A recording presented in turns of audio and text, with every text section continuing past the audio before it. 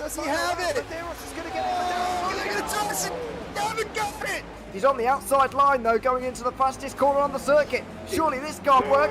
Dominic Ligner has got a sensational run. Outside line now, though, for the heavy braking zone. Around the outside goes the Audi R8. Look how much Miller's caught back into play. Exactly. Miller's still such up. He's not on second and change. All of a sudden, Miller's back in play. Can Barry do it? Big Barry's going to do it. Big Barry!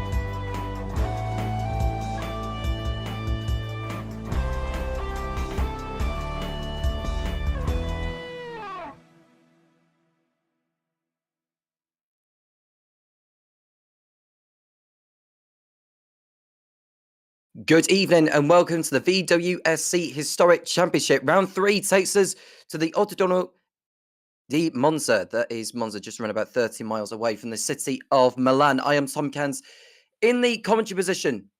Paul Glover working behind the scenes. We may get a word or two from him during the course of the broadcast. And we are looking forward to see some 1981 machinery around the circuit. Have a look at the calendar. We've been to Daytona and Mugello. Round 3 takes us to Monza here on this lovely Valentine's Day. Then it's off to Riverside on the 28th at the end of the month, followed by Sebring a week later.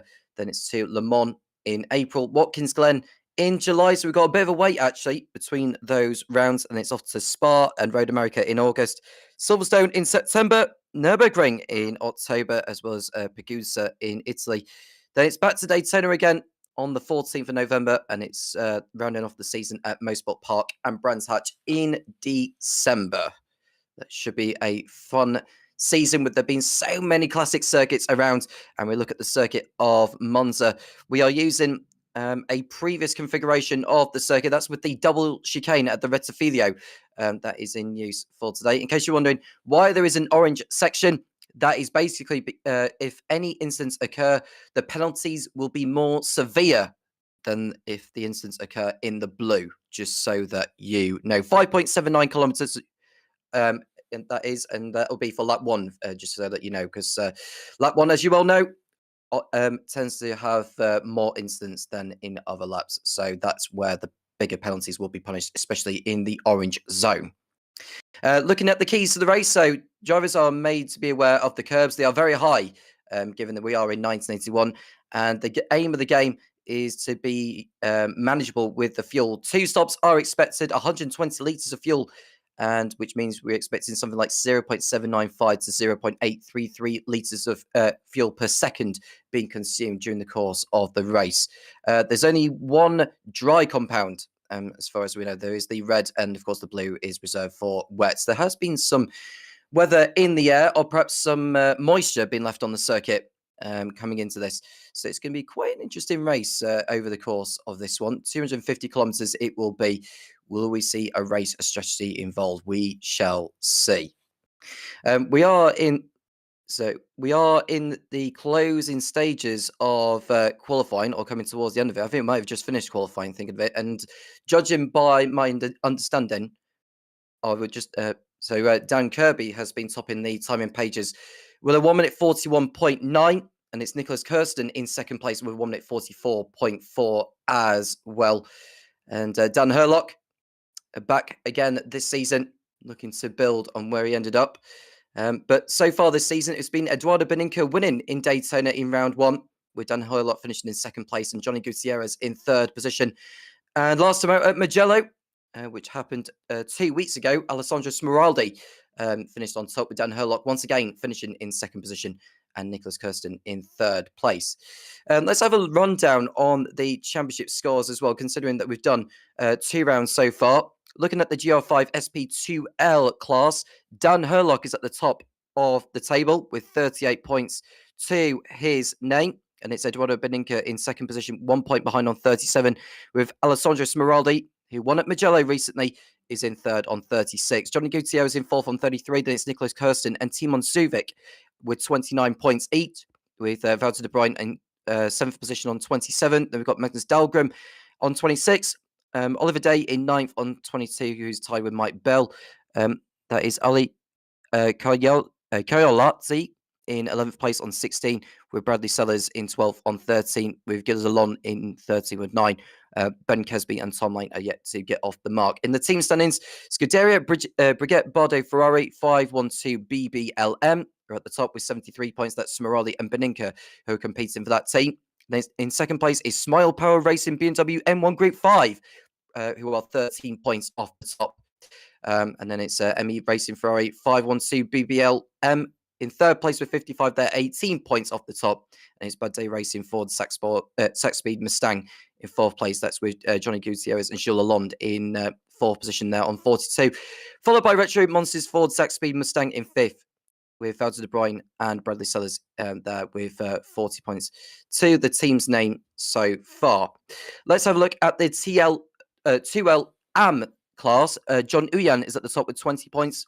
Then it's Maximilian Petrafsky in second place with 19. Jerry Chen in third with 18. Ross Smith in fourth with 17. And we've got Finishes Goncalves, another point further back in fifth.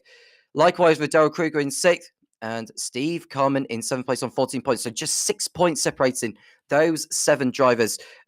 George Angelidis, Jules Lalonde, Daniel Pass, and Ryan Polbert Reyes haven't scored a point in that respective class so far.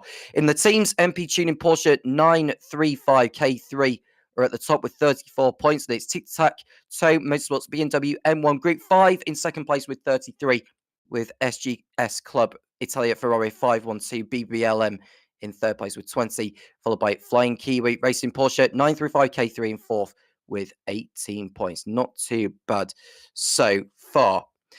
Moving on to the U2L class, JT Tummy is at the top of the pile with 20 points. Then it's Benjamin Letelic in second place with 19. Then it's Alexander Schultz in third with 18 points. It's Ethan Funk in fourth on 17, followed by Tony McCaughan in fifth with 16, and Daniel Fowler in sixth place with 15 points. Those haven't scored. They are Ilko Busink, Ben Borman, and James Andrews at the bottom there. In the teams, Martini Racing, Lancia, Beta, Monte Carlo with 37 points, just 2 clear over Burgundy Monsters BMW 320 Turbo Group 5 with 35. Then it's SF Motorsport BMW 320 Turbo Group 5 in third with 33 points. No points so far for Usually Trouble Lotus E-Spirit S1. And we've got one final class to run down. So there's move on to the final class in the AMs. It's the U2L AM. There's John Mayer at the top with 20 points, and Matt Overton in second place with 19, with Eric Monet, Guy Sever, and Adrian Rice all yet to get off the mark. Dark Thunder Racing Lotus Esport S1 with Overton and Mayer. They're the only team to have scored so far. So we are in the warm-up session, which is an opportunity for the drivers just to be briefed so far, just to ensure that they have an understanding as to how the race is going to play out, just to make sure we all get through turn one rather. So to my knowledge, there are 33 drivers who have registered for tonight, which is great news. We will get a grid up once the session transitions into the race from the warm-up, and then it will be underway sooner rather than later for the third round of the series here at Monza. We've been to 2 spectacular circuits over at Daytona and Mugello, and Monza is very much going to be another one to throw another spanner in the mix as far as the championship is concerned, with a lot of brilliant circuits lined up. I mentioned Le Mans, mentioned Brands Hatch as well, and many more to come before the season finishes on the 12th of December. Looking at the weather forecast in terms of how it's been playing out, well, considering this time of the year where it's been rather cold, it's safe to say. Looking at the temperatures around the circuit, 9 degrees air temperature, 28 degrees track temperature over at Monza. Of course, I'll update you when that changes into the race itself. It seems to me like there are clouds gathering over the circuit as far as we know. But like I say, we'll find out when the guys grid up for later. And some drivers racing in Porsches, Ferraris, BMWs, Ford Mustangs I've already mentioned. So we should be in for a cracker of an event here. That is for absolute sure. Do get involved in the live chat if you ever so wish to do, and I'll kindly answer your questions as of when I can. We should be in for a belter of a race, that is for sure.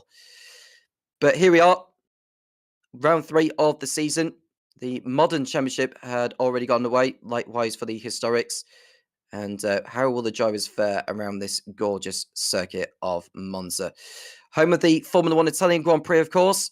Every season, apart from one, 1980 was the only year where Monza wasn't the host of the Italian Grand Prix, as this circuit was undergoing changes to, to the area, I suppose, to where the circuit's at. But it's been a fan favourite, and has Monza. We've seen some classic races over the years. No matter which series it has been, it's certainly put on a show for the fans who love their motorsport. So we are looking at the championship standings in terms of who I think could end up doing well round here. Well, it feels to me like Dan Kirby is going to be one of the favourites to go for glory. Dan Herlock, who's finished second in both Daytona and Mugello, he'll be gunning to go one step higher. But of course, second place wouldn't do too much harm to him, considering that he is the championship leader after all. And then we've got Eduardo Beninca, race winner, of course, in Daytona. Can he pick up another win? We shall see when the lights go out for here.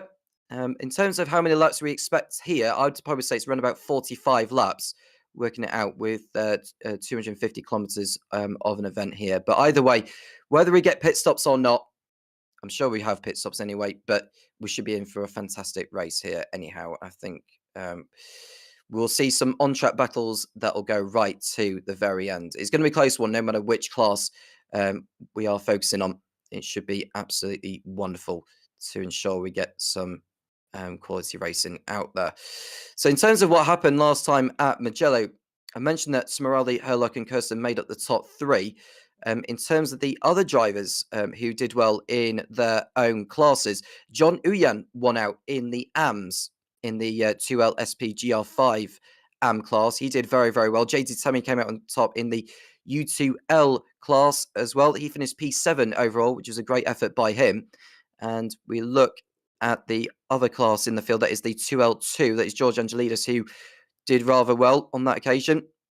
Angelidis coming out on top with, 16th overall on that occasion, one lap behind the leader at the end. And Christian Dauger in the U2L1 class, he did well to come out there and finish in 27th overall, which is very, very good to see right there. So the drivers, we just wait for the session 2 transition over into the race, and it won't be too long before we get going around here. And Ross has joined us in the booth to get a word with him on how tonight is going to go. Ross, good evening. How are you? Good. How are you guys doing? Not too bad, thank you. On this Saturday evening. Yeah. Happy Valentine's Day. So what are we to look out for here at Monza? Well, it's going to be fast. So there's going to be an interesting displacement with the way that the fuel works out. Obviously, there are quite a bit of turbo cars at the front, which you'd expect out of qualifying. They are still running a slower refill time when they're in the pit stalls. So that means that they'll be sat a little bit longer, not much longer, anywhere from 5 to 10 seconds, depending on fuel strategy. That's based on a full tank. We're just doing a pit box check right now. But it's going to be, very disruptive when we start going through the initial pit stops on the first stints. You're going to see that around, I want to say, lap 17 and 19, somewhere in there, just depending. And then after that, strategies are going to diverge quite a bit, and it's going to be very confusing for probably a little bit. But that's and the rain just started, so there was a chance for this.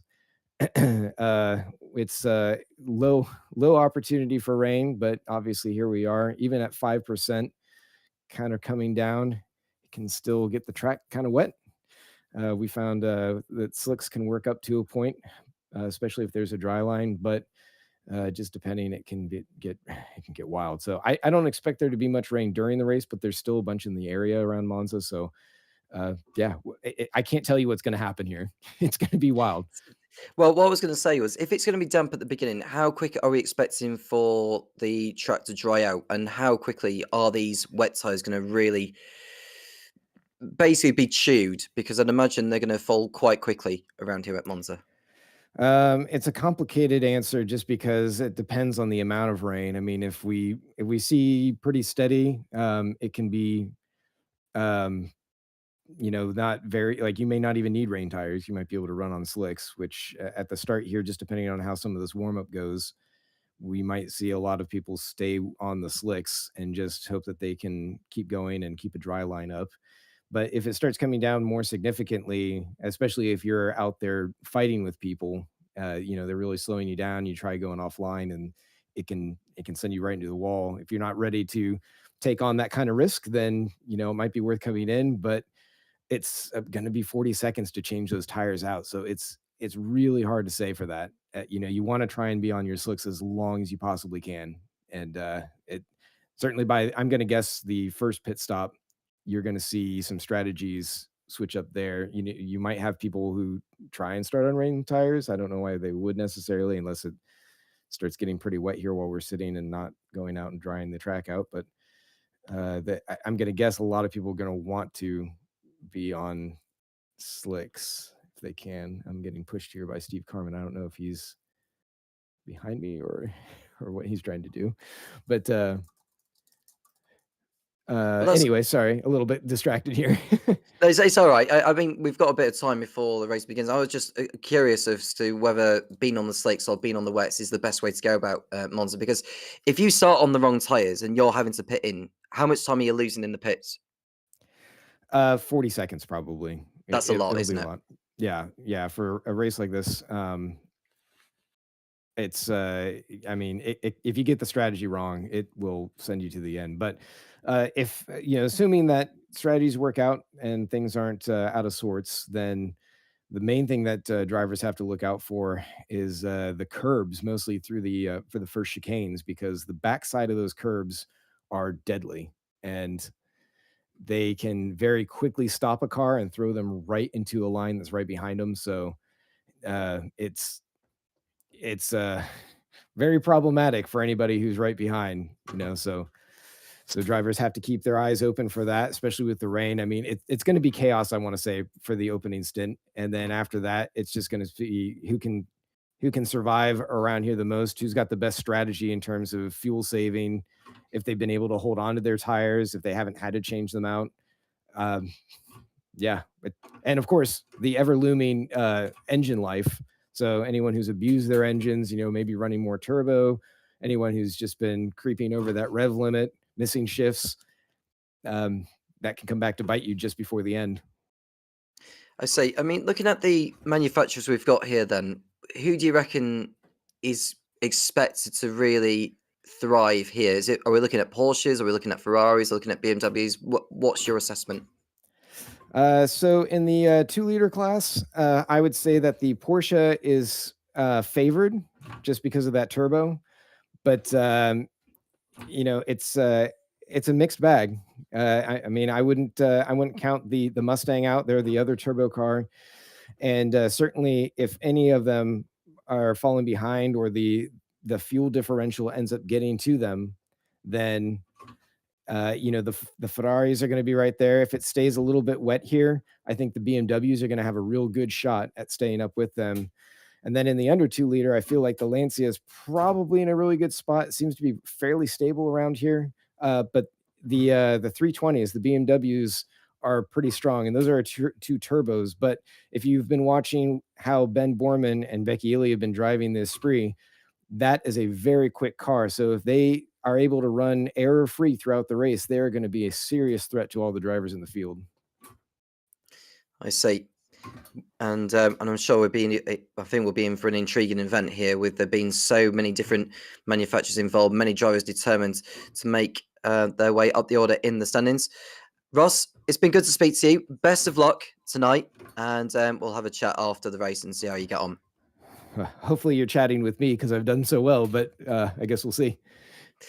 Thank you very much. All right, bye, guys. Good luck. Very best of luck to Ross Smith, determined to make an impression here at Monza. And it won't be too long before we're on the way. I think, judging by the timing page, it was saying it's like 5 minutes ago, but sometimes the warm-up session can end sooner than expected. So if that's the case, then the grid will be lining up for the 250 kilometers of Monza. We're using the configuration of 1976 to 1993.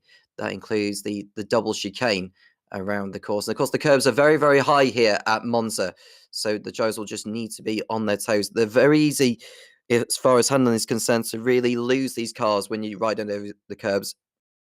So it's vitally important to make sure they get through it. The amount of time you can lose by riding over the curbs can be pretty extortionate. And, well, as far as I'm concerned, or as far as I've been told, the grid has been formed, or is about to be formed now. We can run through the grid and to let you know on who is lining up where. So on pole position, we've got Dan Kirby with Nicholas Kiersten alongside him. Then it's Dan Herlock and Eduardo Beninca on the second row of the field. Going on to the third row, we've got Johnny Gutierrez and Bradley Sellers with Wouter de Bruyne and Iko Basink in 7th and 8th positions, respectively. Round out the top 10, we have got Magnus Dahlgren in 9th and Benjamin Letelic in 10th place, with Maximilian Petrevsky in 11th place, followed by Oliver Day in 12th place. On row number 7, we've got Ryan Polbert Reyes and JT Tammy, who's determined to go for another class win here. We've got Tony McCuffin in 15th place, followed by Ross Smith in 16th position, who we've just spoken to. Jerry Chen and John Uyan are 17th and 18th, followed by Steve Carman and George Angelides in 20th place. In 21st position, we have got Carl Stroll with Ben Borman in 22nd, with Becky Ely Clark in 23rd, with Jules Lalonde in 24th place. And in 25th, we have got Daryl Kruger and Ethan Funk, and then it's Vinicius Goncalves and Mike Bell in 27th and 28th. On the 15th row of the grid, we've got Matt Overton and Christian Doge, with Oli Kolyalati and Alan Smith in 31st and 32nd places. And looking at the back of the field to round out the grid, and we've got in fact, that's the whole field of 32. I thought we had one more car in the field there, but 32 it is. And we don't have too long to go here until lights do go out. To my understanding, it will be a rolling start for the drivers. They're just in the garages at the moment, just doing their final setup changes. And apparently, someone's always lost their front splinter by the heads in the curb in the first 2 chicanes. So that's how lethal the curbs are around here. So that'll be one to look out for here. You can just see the front of the field just getting into their positions, doing their final setup changes to ensure they get all straight line speed, especially around here at Monza, one of the fastest circuits in the world. That Volvo at the front, that's the pace car. And yes, we are going that far back into 1981. Absolutely lovely machine in its own right. And just waiting for the rest of the field to get onto it. I think we're just waiting on Bradley Sellers and Mike Bell to make their way on there. Once they are on the circuit, then the pace lap can begin. And it looks like the pace lap has already begun. So it doesn't look like Bradley Sellers or Mike Bell got to the grid, so they'll have to start the race from the pit lane. Here we are then, through the Rettifilo chicane. You can just see how high the curbs are around here, and vitally important not to take too much damage coming out of that. And it'll be the Curva Grande that they'll be heading through. It is the 2 right-handers of Lesmo, and coming towards Ascari and the Curva Alboreto, or otherwise known as the Parabolica. You could just see there is a kick of spray coming out of the Rettifilo chicanes. just to know who is on what. Well, there is actually a variation in terms of tyres that the drivers have gone for, most of which have gone for dries. Steve Carman, George Angelides, Daryl Kruger, Vinicius Goncalves, and Christian Doge have all gone. Doja have gone for the wets. So just 5 drivers have gone for the wet tyres. And we'll see whether the wet tyres are the ones to be on to begin with. I would probably say the track will dry out in due course over the course of this. I don't expect it to be damp all the way through. It does say 43 laps on the timing page, but lap 1 is the pace lap, so we just exclude that. It'll be a 42 lap affair for these to ensure we have the 250 kilometre event. So here through the right-hander, you can just see how different the right-hander of Lesmer is. It's actually a lot quicker through there, but now of course it's slower these days with the current configuration and more spray being kicked up out of there. So it feels like it's drier in some places and wet in others, or damp at least anyway. So those on the wet tyres will just need to make sure they want to be using the wet patches just to ensure they don't overheat their tyres in the early stages. But of course, there is a long way to go. The race is not won on the first lap, but it could be where you lose it. And you can see the pace guidance in the foreground. You could see a few drops of rain coming down now. Looking at the track temperature, 29 degrees, 9 degrees air temperature. A wetness of 0 to 40%. Well, it's definitely wet of some degree. We'll see if remain wet during the course, maybe like the first 10 or 15 laps or so here. But at the end of the day, we're here to race. Dan Kirby knows the challenge that is ahead in his Porsche 935 K3, ahead of Nicholas Kirsten in the Ferrari 512 BBLM. Will it be the prancing horse coming away with victory here at Monza? We'll soon find out.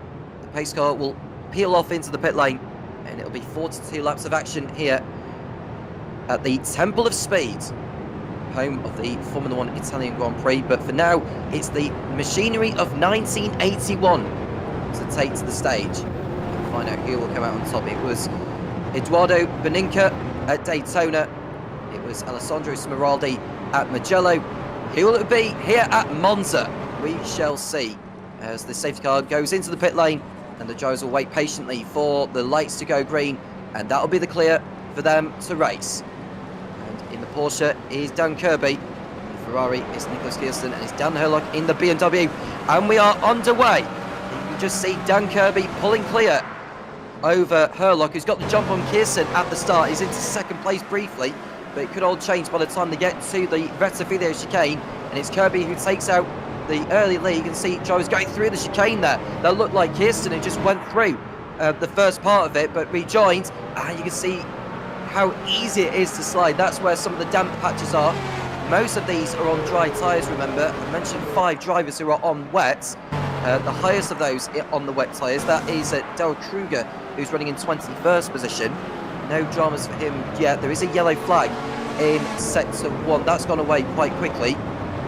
As we look further back down the field, that is Daryl Kruger. Oh, someone has stopped as well at the De La Rocha chicane. I don't know who that is. It might be Valtteri De Bruyne who's just stopped there, unfortunately. So he's clearly picked up an issue, and the field are just doing their utmost to get through the first part of the lap unscathed. But it is Dan Kirby who leads the way. Dan Herlock in second place. It's Nicholas Kirsten in third. You can see Herlock go through on Kirby before they get to Ascari, unless they've already gone through Ascari. But either way, Herlock has taken the lead over Dan Kirby, with Nicholas Kirsten in third position still at and there's someone off at the Ascari chicane. We'll find out who it is in a moment. So far, no dramas for the leaders on dry tyres. It is still rather damp out there. Valtteri De Bruyne is out of the race already. Mike Bell and Bradley Sellers didn't even take to the start, unfortunately. So both of those are gone as well, which means we're down to 29 runners with lap 1 already in the books. So who is high up? So Maximilian Petraffi is up in his class in the 2LSP GR5 AM. It is Besink in the U2L SP GR5 Pro. And it's Christian Doge in the U2L SP GR5 AM class as well. So they are focusing on just making sure.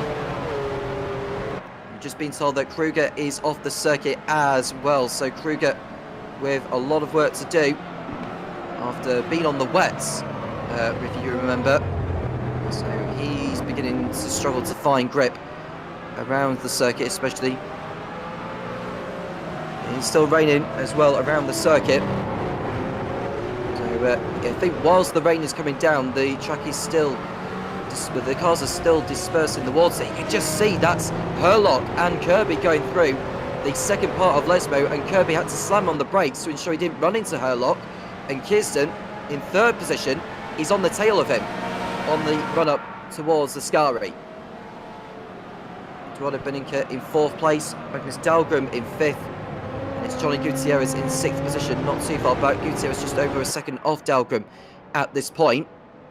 And it's Maximilian Petrovsky over a second behind in P7. Ilko Busink in 8th. Oliver Day in 9th overall. Is John Uyan in 10th position. But now we're having a look at the replay of what...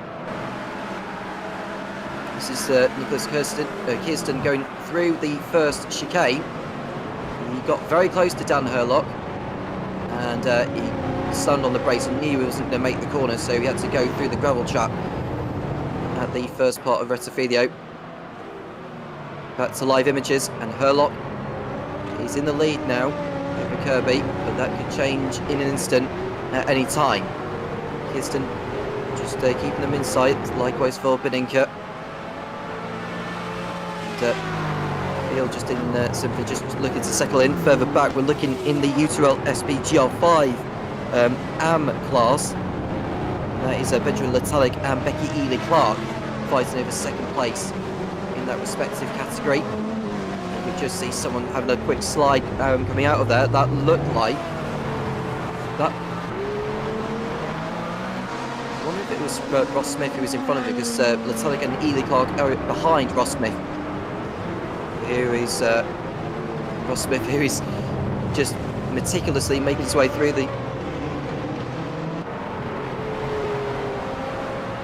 We look at Ollie Koyanati, who is running in 8th position in class at the moment. They're doing a super job, just keeping his car on the circuit at all times. Comes out of Lesmond, takes a gorgeous grandson, I have to say, in the background there. They've probably got the best view in the house, and they're still one of the best views.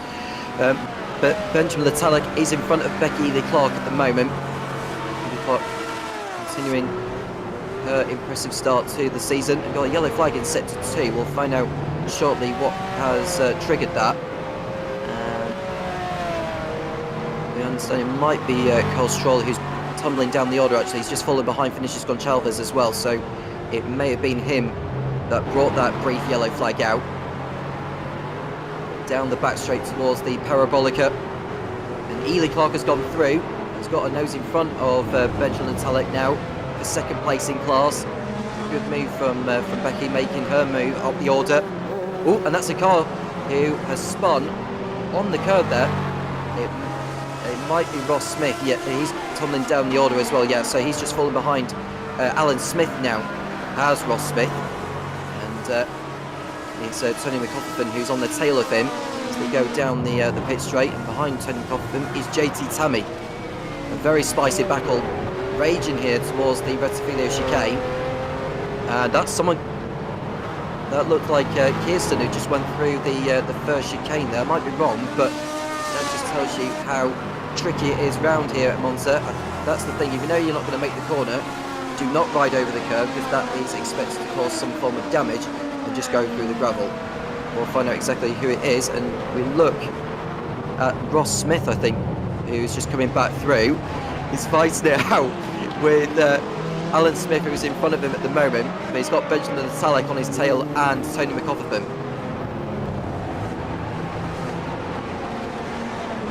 Oh, and that's a little twitch there for McCoffin on the exit. And behind him is JT Tammy, both of which are in the same class as each other. But at the moment, just doing their utmost to keep themselves on the circuit. Valtteri De Bruyne is back in the race now, albeit 2 laps down on everyone else. So he's going to have to hope for more drivers to fall by the wayside to make his way back up the order. Here we are with the leaders then in picture. That is Dan Herlock, Dan Kirby, and Nicholas Kirsten in 1st, 2nd and 3rd places.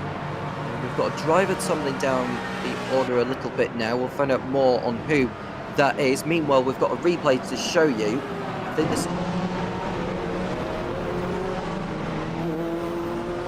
someone right in the... Oh, you could just see... So you could just see... Oh, and that's a very strange way how that curb has caught whoever it was out there. That tells you about how much damage those curbs can do one way or another. And apparently someone had damaged their front splitter going through there. And it wouldn't surprise me if we see a few more mistakes like that during the course of this one. But it is Herlock who leads, Kirby in 2nd place, Kirsten in 3rd. Dahlgren's dropping back from these, around about 5 seconds off this group. But he is 4 seconds clear over his nearest rival, Gutierrez. And this is Maximilian Petrovsky at turn number 1 at the Rettifilo. So well, this is a separate incident from what we saw just now. That's a bit of the splitter going off Petrovsky's car there. He's back on the circuit now, and I'm sure the downforce levels of that won't particularly have done any good whatsoever. Becky Ely-Clark has been off the circuit as well. And Dan Kirby has the fastest up of the race so far with a 1:55.0. This replay is Becky Ely-Clark going off the... So that was Ely-Clark going off the circuit. There was all sorts of pandemonium going on further behind her. And it was Jules Lalonde who was the one spin there in the silver livery, and you could just see more cars just piling in behind. And Ross Smith going through on this bunch, and he just accepts the invitation. That's probably the biggest gift he's going to have all season for Ross Smith. But you take them as you do.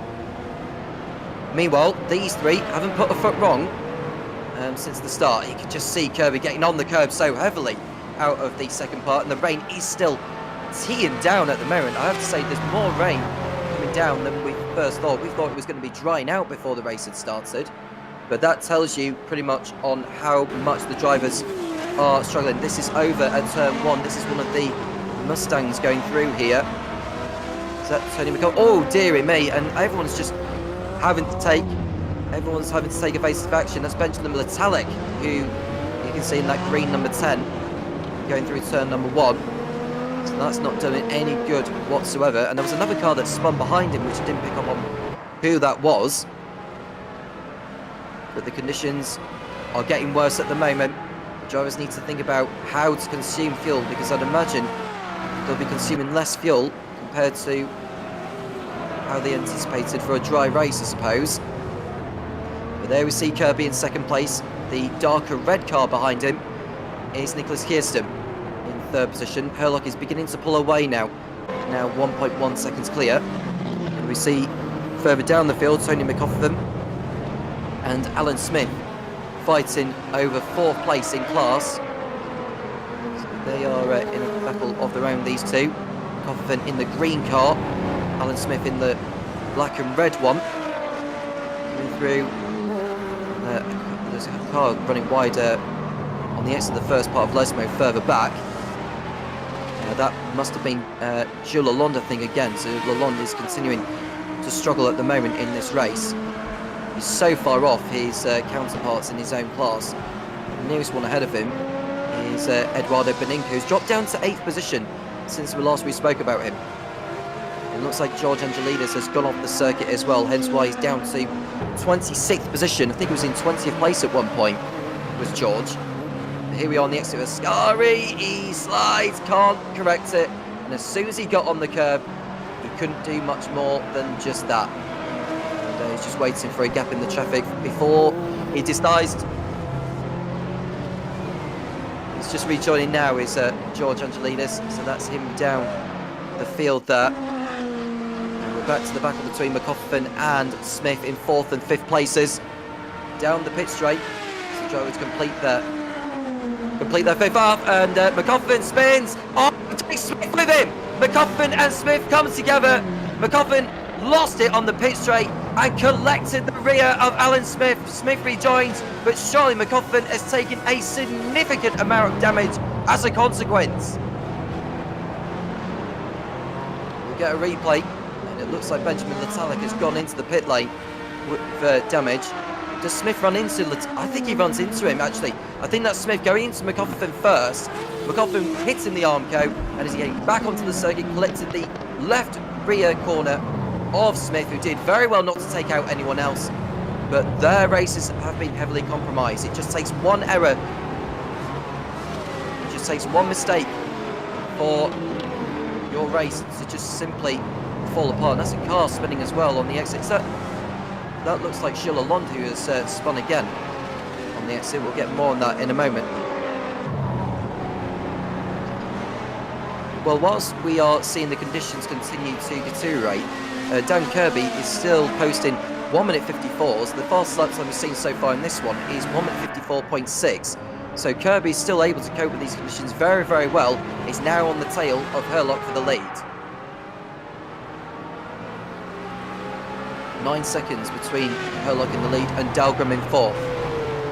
And it looks like McCuffin has stopped on circuit, and he is out of the race, so he goes no further, joining Mike Bell and Bradley Sellers, who didn't even start this one. And Letalik is still in the pit lane for an extortionate amount of time. Ben Borman has gone through ahead of him, and Borman will move up another place at the expense of McCuffin, who's gone no further here.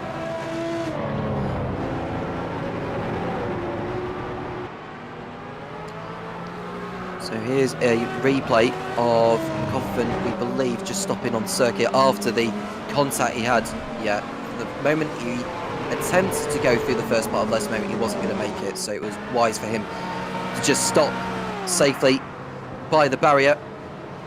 You can see the leads are almost coming up to back mark as well. Ben Bowman, Benjamin Letalik and Roberto De Bruyne are already lapped in this race. That's Carl Stroll, who is ahead of them in 26th position. From about 13 seconds off Brian Polbert Reyes.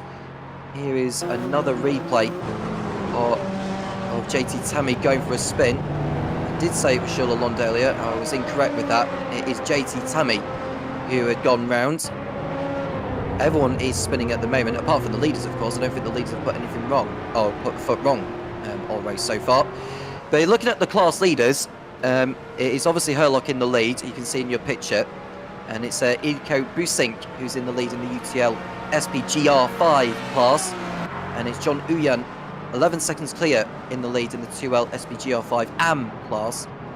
And in the UTL SPGR5 AM class, it is Christian Douge, who's 12 seconds clear now over Matt Overton, who's also a dozen seconds clear over Carl Stroll, who's just been lapped by the leaders.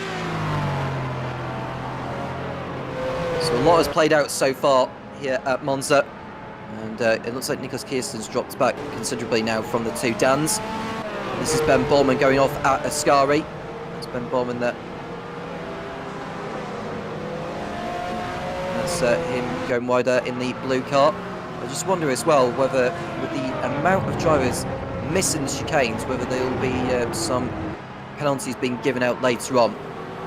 Because we don't like seeing drivers having to corner cut, but we understand why we see them going off the circuits to ensure that they make the corner. If there are more cars coming up behind them, they want to make sure they essentially don't rejoin into the path of them or try to go through a corner, which they don't, and then they collect another car. You just see Dan Herlock on the brakes, just twitching his way through ahead of Kirby. It's a yellow flag again in sector 2. Kirby running wide at Ascari corner, still chasing Herlock, and that's going to give.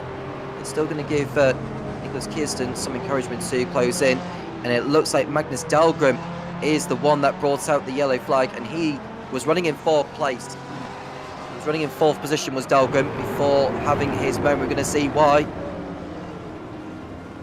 It was Ollie Kayalati who ran into Dahlgren at the first part of Les Moe. Or does he rejoin safely? That was very close there from the 8-9. It's quite a blind corner as well, is Lesmo, because you don't know what is going on ahead of you when you're entering through there. But Magnus Dahlgren is now back on circuit in 8th position behind Iliko Busink. But back at the front there is Herlock and Kirby. It's Kirsten in 3rd place. And Ollie Larsen, despite the tap he had with Magnus Dahlgren, is in 4th position, but he's now over 20 seconds off the lead.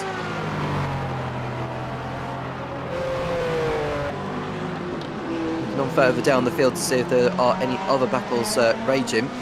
Daryl Kruger, who started the race on the wets, is in 14th place, so I think he started to make inroads now as well. He's done a lap time of 2 minutes 0.2, which is quicker than what the other wet weather runners are doing, and quicker than some of what the dry runners are doing as well.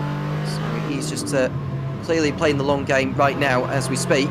We're right on board with Dan Kirby chasing after Dan. Like you see, the amount of activity he's having to handle with the steering wheel. And just to correct the slide, we've got Becky Ely-Clark in the pit lane now, in 13th position. Whether she may decide to go on the wets, considering how much it's been raining, is she taking that wild gamble at the moment? It's a very tough one to call because it's dry in some parts and wet in others. You need to make the right call at the right time. And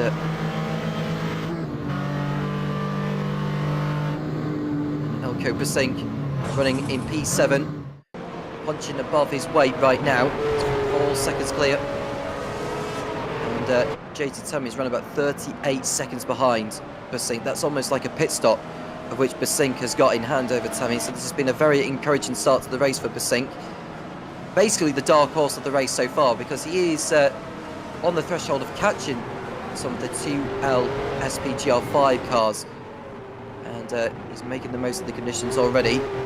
Now the last lap he posted was a 158.2. The fast lap he has done is a 157.9. So he's doing a consistent run of laps at the moment, which explains why he's been able to build out the gap he has done so far. We are around about a quarter of the way through here at Monza, the 250 kilometres of Monza, of the VWSC Historic Championship of 1981. And you can see getting the power down out of the corner. You don't want to be too greedy on the throttle. There's no traction control in these machines, and Busink is having to correct the slide. And who was that just went through there? I don't think that was a driver went through him on position. I think that was a back marker that went back through on Busink there. And Magnus Dahlgren is the latest driver to come into the pit lane. He was on the dries before he came in. Now he's gone on to the wets. So I wonder if Becky Ely-Clark went out on the wets as well. We're going to see. It's Christian Gold. He had to correct the slide on the apex there. He was very nearly taken out actually. Now Becky Ely-Clark, who was in the pit lane, we were speaking about, she's gone back out on wets. So I think we are beginning to see drivers making the switch from dries to wets at this stage of the race. Whether we stay with wets from now until the end, that's anyone's guess. But it is very, very hard to call at this stage. And looking at the chat as well, hello to Mr. Reese in the chat. Hope you are well. Let us know who you're rooting for here at Monza, and we'll give you a shout out during the course of this one. Plenty of time to go and a lot to change in this race so far. Dan Herlock, twice runner-up, and twice run-up in Daytona and Mugello. There was a car off as well at Lesmo. Well, Becky Ely-Clark has made the most of whoever it was that went off at the first part of Lesmo, and she's gone through. And it was Ross Smith, of all people, to have gone straight on at Lesmo 1. So I wonder he may feel the time is now for wet tyres to be fitted on. And we're going to see a replay of Smith going straight on here. And oh dear, he's gone off quite a long way actually. He was focusing more on the car in front than making the corner. And that's a heavy hit against the barrier there, nose first. And I think that will give him the inclination to just go into the pit lane. Not in for repairs, but to get wet tyres on. And Basink is in the pit lane now, and it's a convenient time for him because he built out a cushion of over 40 seconds on JT Temi. So even if he does put wet tyres on, which I think are the tyres to be on now, he'll rejoin in the lead over JT Temi, no problem. And here we see Johnny Gutierrez and Ollie Kayalati in 4th and 5th. And giving themselves a good fight. You can see they're just tippy-toeing their way through the corners here. I think they know that these dry tyres are not the ones to be on. So they just see the sliding around, and the amount of grip is almost non-existent as they come out of there. JT Temi's got in front of Basink now, but I think with the amount of grip Basink will have, he should be able to close back in on these. He's been in the pit lane for a long time actually, and it looks like Alan Smith has gone through ahead of him into 3rd position in class, and off goes Kayalati from 5th place. That was a bad error by him. And is he going to rejoin ahead of Oliver Day, who's coming round in that orange machine? Oh, it was close. I think Day should have him on the back straight here. And we've had a change of lead overall because Dan Kirby is now ahead of Dan Herlock, and we're going to see why that has happened. Herlock has been off somewhere. We're going to find out where and how he's managed to do it. He's over at Ascari, or he was just twitching. It was almost similar to what Kayalati had earlier, but this one is on the exit of Ascari. So that's him taken to the escape road. Luckily it was tarmac there and not grass or gravel. But that error has cost him the lead overall. But I think that'll be the least of his worries right now, because he'll be thinking more about the weather and how the track is changing. This will be where Kirby goes through on Herlock. Herlock is still ahead by this point, but I think Kirby's going to get all the drive coming out of here towards the Retifilia. You can see the amount of grip he had, and the slipstream effect has helped Kirby go through just before the line. So Kirby is the new race leader here at Monza. Go back to live images to catch up on what we might have missed whilst watching that. But Kirby is ahead of Herlock, making their way.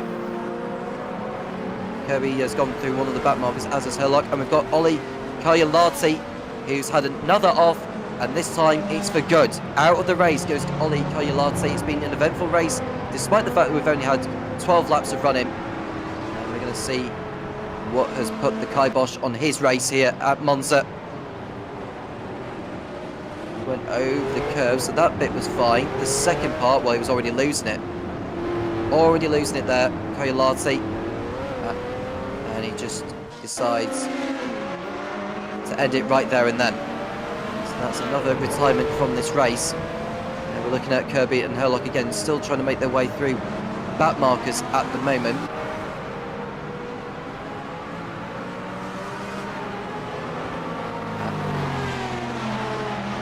And I'm hearing that Ross Smith has been off again. The man of took the curves too much, and the car behind him couldn't do anything. So Ross Smith will be kicking himself with that, and he may have stopped on circuit, judging by how leisurely. He's back on circuit now, but he was all right with that rejoin there. He knew about the traffic that was coming through. There's a lot of spray being kicked up, despite the fact that it may not be raining anymore. There's a dry line beam. There's a dry line kick emerging at the moment as the leads are coming towards the Ascari chicane. And Kirby and Herlock are heading through now. Kirby is just keeping his car on the circuit in all the right places. Herlock wants to try and get back of what he had lost not too long ago. It looks like Jules Lalonde has been in the pits. It looks like he's been in there for a long time now as well. He's not had Lalonde has had an eventful race so far. He's way down the field overall in 27th position. And judging by the static image that it's not raining, there's a bit of debris actually lying around in the gravel trap at the second part of Rettifilio. I wonder how many spare parts that they're going to be handing out by the end of this, because those curbs are not the driver's best friend so far. here at Monza. If it's not raining anymore, then that could potentially be bad news for those who have gone on wet, because the water's going to be dispersed as they go through. Those on the dries, they've basically saved themselves a pit stop, because they'll probably go onto another set of slicks later on. But had they gone onto the wets from the slicks, they'll need to come back in to put slicks on. But it depends on how much time they've lost during the course of the race being on the wrong tyres. There's that to factor in as well. You can see Kirby and Herlock nose to tail. So the two leaders are on the slicks at the moment still. The highest driver in the field, who's on wets, is Daryl Kruger in 9th position, but he's been on the wets since the start. In all respect to Daryl Kruger, he's saved himself a pit stop in another way compared to how others have done. And Oliver Day is the latest to come into the pit lane.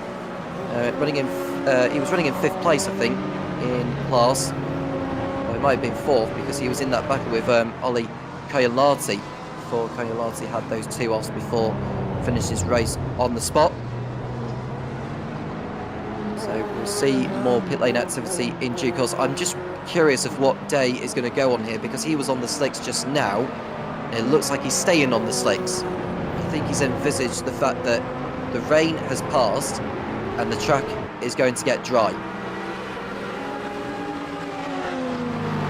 And here we see the leaders coming through more back markers. That is Vinicius Goncalves and Ethan Funk. They're running in 14th and 15th places. They're in different classes, those two. George Angelidis, at the moment in the 2L SPGR5 AM class, is running in 6th position.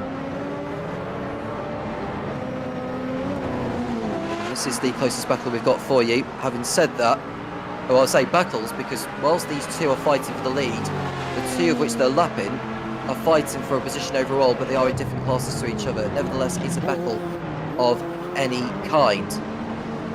We will see Kirby and Herlock are heading through the De La Rocha chicane once more. The 15th time in this race. Oliver Day is showing that he is still in the pit lane, and that's a spin in the background there for Ethan Funk. He's falling behind George Angelidis after that error there, so it's a shame for Funk on that occasion. And we'll see a replay of how he's managed to do that. He's had a slide to begin with, and he took the tight line because of it, and he just couldn't correct it. Spin for Funk has dropped him down to 15th position, so he's lost 3 places since that spin. The next driver behind him is Ryan Polbert Reyes, who's around about 1.5 seconds off his place. Just had another yellow flag as well since that. We'll find out more on what caused that yellow flag. But back to the leader of Dan Kirby with Dan Herlock right in his tail. It's almost like he just poked out from behind, actually, did Dan Herlock. That's how close he is onto the rear of Dan Kirby. And the latest we can give you with this replay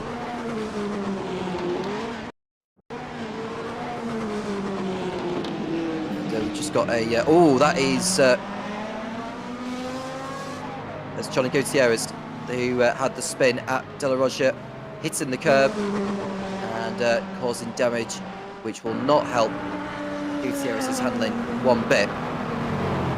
And there you see Herlock, closest he's been since the error he made on the exit of Ascari, is right in the wheel tracks of Dan Kirby. But the problem is, if he goes for it offline, that's where the wet part of the circuit is.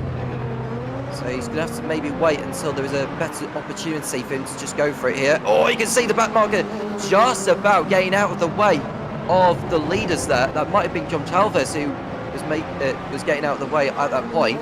Now it's Daryl Kruger who's been lapped by the leaders, the highest driver in the field on wets, as the field continue to make their way through. I'm astonished by how quickly Kirby and Herlock have been able to just plough their way through these back markers. We've got more pit stops going on. Johnny Gutierrez is the latest to come in, which is no surprise because the damage he picked up by going over the curb. And John Uyen, the leader in the 2L SPGR5 AM class, is in. Wasn't too far in front over Maximilian Petrafki in his own class battle. We are still with the leaders of Kirby and Herlock. Herlock with the fast lap of the race on the previous tour as well. The 1 minute 51.2. So the dry tyres are the ones to be on now. And Ryan Pulbert-Reyes, who's just pitted, has had a moment of his own. And he was never going to stop that. He was never going to stop that at the first part of Lesmo. And someone else had gone off in the background further on at Lesmo. Didn't quite see who that was, but that was Ryan Pulbert-Reyes, who came back on circuit after a pit stop. And look at the pit lane activity. They know that the wets are not to be on. Herlock and Kirby are both in. Kirsten is also in. A little bit further down the pit lane is Kirsten compared to Kirby and Herlock. He was run about 3 to 4 seconds off these, so we'll see how quickly he can actually get back out. Herlock won't be in front of Kirby by the time they leave. But now we're looking at Maximilian Petroffi, who's up in 4th place overall. He's on the slicks, as he has been since the start. He might have saved himself a pit stop, but that comes down to maybe how much fuel he's saved in this early stage of the race. We are on lap 16. It does say 17, but that's because it's included the pace lap as far as R Factor 2 is concerned. Gutierrez is back in the pit lane again, and well, he's not exactly having the best time of it at the moment, is he? And Eduardo Beninca, who's a long way off the class leaders right now of Kirsten, Kirby and Herlock, looks to be consigned to 4th place or below. But there we see Petrofsky. Is he going to take the lead from Kirsten, Kirby and Herlock? They've been in the pit lane for a long time, those three. And Petrofsky could be the one taking the lead, not only in the 2L SPGR5 AM class, but overall. No, he's in as well. Now, JT Tammy is the next driver behind, who's coming through the Parabolica in the U2L SPGR5 class, the leader of that. I'd imagine he's probably going to go for pit road as well, but we shall see. No, he's carried on. He's carried on, has Tammy. So we could well see a change of leader here, with JT Tammy going through. And he's into the lead overall. So JT Tammy leads. Into finishes John Calvers, who's the next driver behind on circuit. Here he's coming round towards the pit straight now. Could he be going through into 2nd position? And Ross Smith, of all people, who has been in the wars a few times already, has somehow managed to get himself up in P7. He's now into 2nd place, is Ross Smith, overall. So not only is he the leader in the 2L SPGR5 AM class, but he's also in 2nd position overall. We've been treated to a very, very entertaining affair here, with all sorts of pit stops, drivers going off circuit left, right and centre. And there's still a whole lot more to come. We haven't even got to halfway yet, and we've seen so much. Herlock and Kirby are back out on circuit, and Herlock has got the jump on Kirby. That's how far Kirby is behind him. 7 seconds, in fact, between the pair of them, of Herlock and Kirby. So Kirby's going to have to really dig deep to get back what he feels is the overall lead. At least he's in front of Kirsten, but Dan Herlock somehow was able to produce a much quicker pit stop compared to his rivals. What kind of lap times are we going to be seeing from here on in, now that the track is continuing to dry? JT Tammy is still carrying on his way. You can still see the spray being kicked up. And we've been told that Kirby's pit stop, or Herlock's pit stop, was 12 seconds quicker than what Kirby's was. And that explains why he's in the lead by quite a comfortable margin. Tammy's in the pits now from the lead. Will Smith decide to do the same? Well, he's just going through Parabolica now. It's Ross Smith continuing to twitch his way through. Ethan Funk is also in.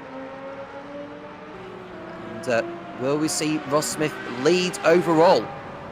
No, he won't, because he's going in the pit lane. It would have been nice for him to lead that, but no, it looks like he needed some fuel, and that's a slide there from one of the Mustangs just in front of Dan Herlock there. I wonder if that might be, is that Matt Overton, who's just about to be lapped by the leader? Not 100% sure. Well, was the leader early. So that is Cole Stroll, who's in the pit lane at the moment. One of many, in fact. Petrovsky, Gonçalves, Angelidis and Ross Smith are also in. Matt Overton's in the pit lane. So it wasn't Overton who was in the way of Herlock that time.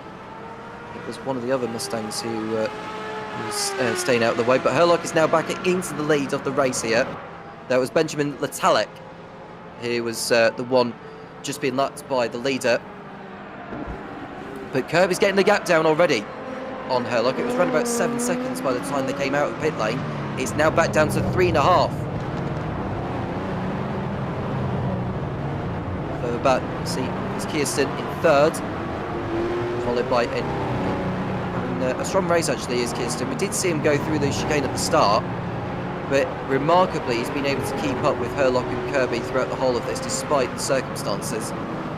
Eduardo Beninca has closed in a little bit more now. He's beginning to come into his zone after falling behind earlier on. And Magnus Dahlgren, who we saw having that spin earlier, he's made his way back to 5th, and there we see Ilko Busink putting. He's just, I think that's Oliver. It's not Oliver Day. It has to be one of the back markers, which Busink is just about to go by. But Becky Ely Clark isn't too far behind in the lead in the battle for the lead in the U2L SPGR5 class between Busink and Ely Clark. You could just see Busink getting held up now, and that's only going to encourage Ely Clark to close in. The gap was 12 seconds at the beginning of the lap.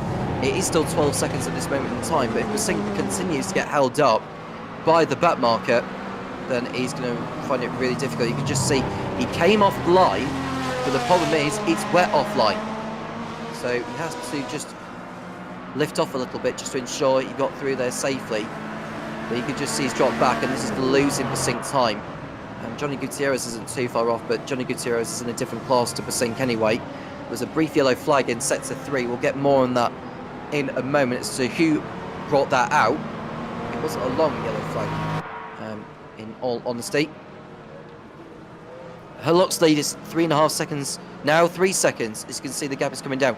I wonder if Herlock may be getting stuck in traffic again, because it was 3.5 seconds at one point. Now it just drastically decreased.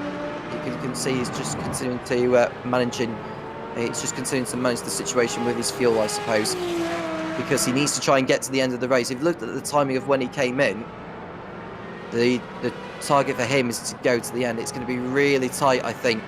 It's going to come down to who will be able to manage it. And this is Maximilian Petrovsky, who spins right in front of one of the Lanciers, I think it was. And that was another one that nearly ran into him actually before Petrovsky rejoined the circuit. Maximilian Petrovsky running in 16th place. I think the Lancia that went by him was Ethan Funk, who had only just pitted. Ethan Funk running there in 15th overall and 5th in class for him.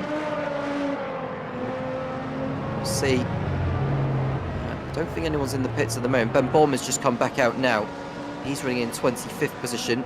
He's running about 8 seconds behind the nearest man, who's had a race to forget, in all honesty, Jules Lalonde, who is nowhere near towards where Johnny Gutierrez is in 8th position. That's the nearest of challenging him. The latest replay we're going to have is over. This is Ethan Funk's view of Petrovsky's spin on the exit parabolica. It wasn't as close as we first thought. Traffic did very well to stay out of the way of the oncoming traffic, and the track is continuing to dry more and more, so we'll see more overtakes now that the track is dry. Now there's no more rain hitting the circuit. Track temperature now here at Monza is still 29 with 9 degrees air temperature. Looks like Herlock has got this one under control now, able to manage his fuel. I think there are parts of the circuit where he is going quicker, and other times where he feels he can afford to just back off. That is the aim of Herlock's race now, is if you know you're not going to pit again, you need to try and save fuel at some point. That'll be what is running through his mind. John Uyan, I will give a mention, who is the leader in the 2L SPGR5 AM class. He's running at the moment in terms of overall in 10th place, and he's still on the lead lap. John. The next driver behind him is JT Tammy, who's in a different class to where he is. But the nearest rival to John at the moment is Ross Smith, who is around about 30 seconds off him now. So John Union in complete control, dominating proceedings there. But John Union is going through turn 1 to lap one of the back markers. And this is Maximilian Petrovsky, who is continuing to have a tough time of it. This time at Lesmo 1. Tries, I think for the moment he knew he was going to go for the spin, he tried to do the 360 so that he rejoined quicker, but he's having to go across the grass for a little bit of lawn mowing. The gap between Herlock and Kirby has come down to 2.5 seconds. Kirby doing a fine job as we see John Uyan going through Lesmo 1 ahead of Ross Smith, who is getting the gap down a little bit but not significantly at this rate. Matt Overton in the U2L SPGR5 and class is leading the way over Christian Doge. 9 seconds is the margin between the pair of them. Carl Stroll making up the top 3 there. Have a look at Uyam. There's a yellow flag in sector 2, we'll come to that in a moment, and Kirby's closed the gap down a little bit more. It was 2.1 seconds when we went through Lesmo. And it was Daryl Kruger who brought out the yellow flag. The man who had been on wets earlier. I think he's still on wets, thinking of it. Looking at the timing page now, yeah, he is still on wets, interestingly, as Daryl Kruger, but it's no surprise to me.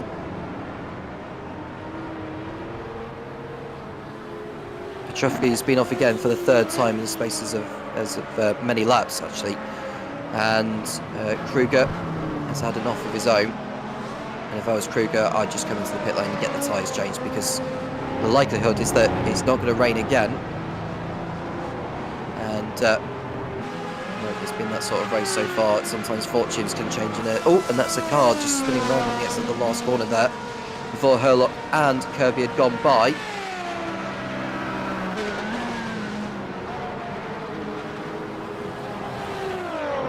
It's still a rain around about within the 30-mile radius, I would say, of Monza, so let's not rule out the fact that it may rain towards the end, but that doesn't mean to say that drivers will be on wets again before this race is over. It's just the track won't be. Oh, that's a car barrel rolling his way through turn number 1 at the Rettifilo. Didn't quite see who it was, just caught it at the back end of Kirby going through Rettifilo and entering the Curva Grande. We'll get more on that in a moment, but Kirby is really, really on the tail now of Herlock in the fight for the lead.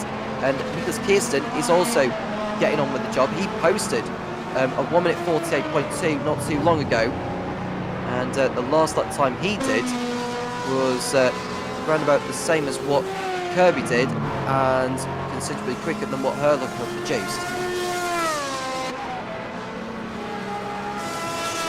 Rada Beninka is dropping back now from Kirsten. The gap is to 17 seconds between the pair of them. The yellow flag in sector 2.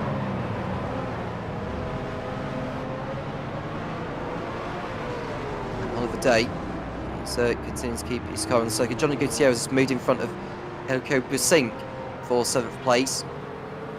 Doesn't change the situation in class, but it does in the overall standings.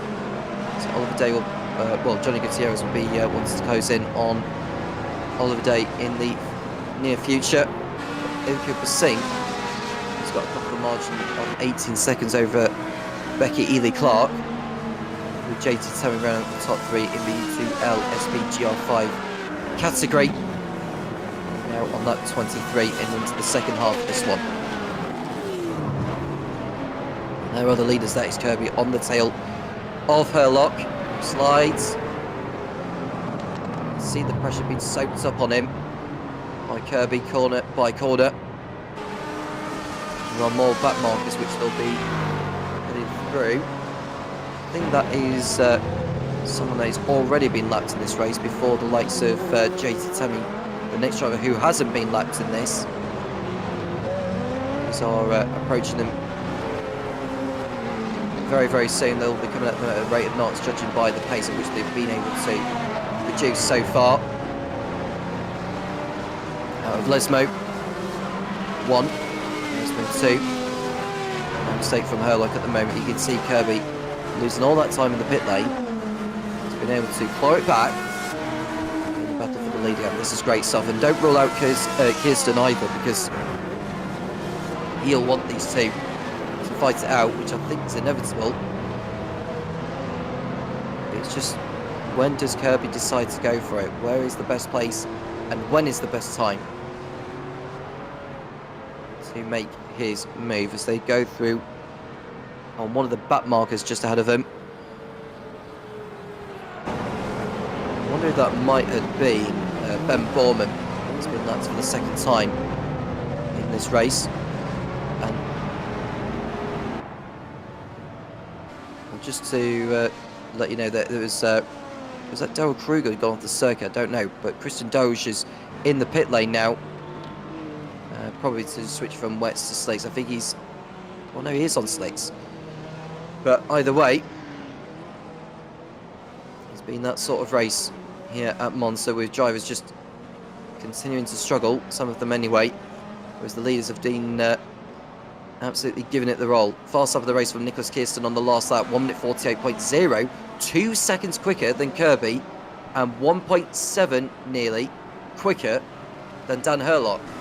Kirsten is really coming into his zone. Oh, that's a car going off at De La Rocha. He's going to catch the barrier. Now, who was that caught the barrier there on in the foreground? We'll find out in due course. But that was a very, very heavy hit into the tyre barrier. Been told it's Matt Overton who's gone straight on in the Lotus, and he got tagged from behind. Got touched from the side, my apologies. Was that Dan Herlock that ran into him? It might be Dan Herlock that ran into Overton. If that's the case, that could have a massive say on the final race result.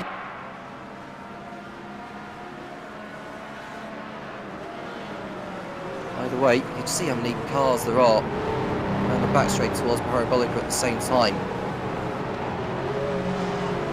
So Dan Herlock was the one that ran into Matt Overton. So there is a rule in terms of getting through back markers. They're not necessarily obliged to get out of the way, but they are required to just essentially use their own common sense when leaders come up behind it. Ooh, as I say, Dan Herlock tried to take his line too soon into De La Rocha. He tried to cut on the racing line and just didn't leave enough space for Matt Overton to get into that. So there's no doubt to my mind there's going to be an investigation with that.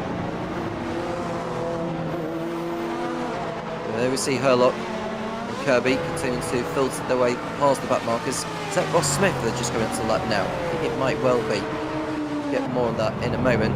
Either way, we've gone through now on Becky Ely. I think it was Becky Ely Clark actually, who's been brilliant in this race so far. So it wasn't Ross Smith, my apologies, although it hadn't been too long before he was lapped by the leaders again. John Uyan is the next to get out of the way of the leaders. That was someone else actually who's already been lapped in this one, and that might have been the case. But sooner or later, John Uyan will be lapped. He's on too far off. Eduardo Beninca is in the pit lane, which is interesting because it wasn't too long ago since he came in, and he's going to lose an extortionate amount of time.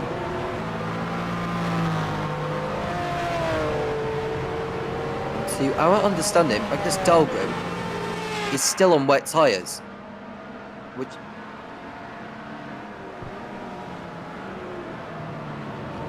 Sink and Ely Clark are still also on the wets. I'm amazed they've been able to keep it on the circuit. Having said that, JT Tammy has just got by Becky Ely Clark for position, so that might be the confirmation to Becky that she needs to come in for slicks, unless she's trying to bridge out the stint for when she comes in for fuel. That's what she'll be doing. Well, she's in the pits now, is Becky. So this pit stop will take her to the end of the race. Clear track is what she'll want. We're back to the battle between Kirby and Herlock, and it looks like Kirby's got in front of him. Kirby is ahead of Herlock. We didn't see where the overtake was done, but you could just see Kirby trying to make his way through the traffic at the Curva Grande. Likewise for Dan Herlock. but Herlock, through the back markers, by the looks of things, has lost him the lead. So it gets worse for Herlock. We're going to see a replay of the overtake. This is on the pit straight where Kirby got the move done.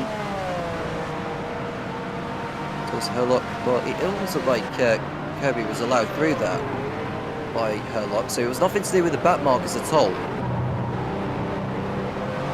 That is Kirby through safe and sound, but he's been going at it since the pit stops when he fell behind Herlock, and Kirsten is also on the tail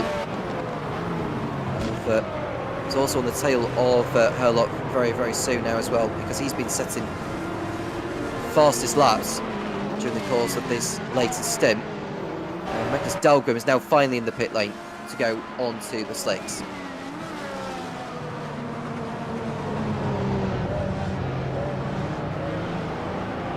So Basink is still on the wets, but for how long? Because there's no way on earth he's going to have all the grip in the world. The last lap he's just done was a 1:53.6, whereas when you look at the leaders who have been reducing 1:49 to 1:50, surely the wets aren't the ones to be on anymore. Becky Clark is still showing that she's in the pit lane. I think she may be back on circuit now. No, she's still in the pit lane at the moment, is Becky. So that tells you about how much time you can really lose here at Monza. Just see Kirsten in third place, 1 second behind Dan Herlock now. There's still a little bit more spray in there, so those on the wets will just want to find any wet patches left possible.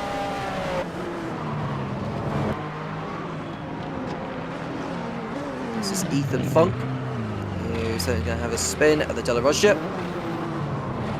No harm done to him, although he's just reversed back into the far side into the Armco there.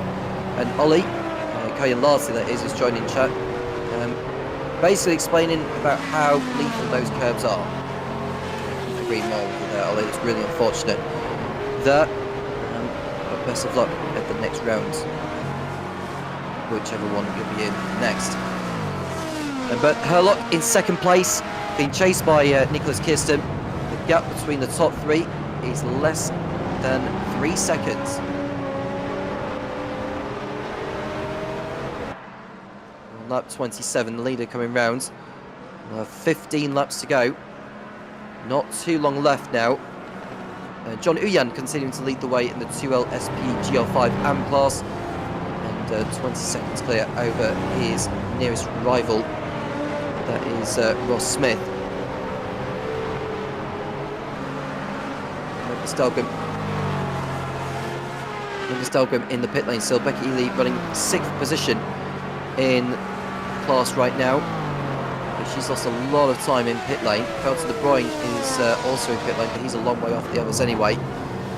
It's unfortunate what happened to him at the start. We didn't know what had happened to Felton De Bruyne at the beginning. We might be able to get more on that a little bit later. From what we've understood, it might have been a technical issue for Felton De Bruyne, which is why he's had to pull off the circuit. See Kirsten and Herlock second and third places. Isn't too far back. And looking at Oliver Day, who's now over a whole minute of Kirsten. He's in a fight of his own with Johnny Gutierrez in 4th position. Jules Lalonde, who's had a troublesome beginning to this, has come back up into 6th position in class at the moment. But he's a long way off. Gutierrez, in fact, is over a lap behind him, with Eduardo Beninca, who's already been in the pits again twice in this race. He's tumbled down to P17 overall.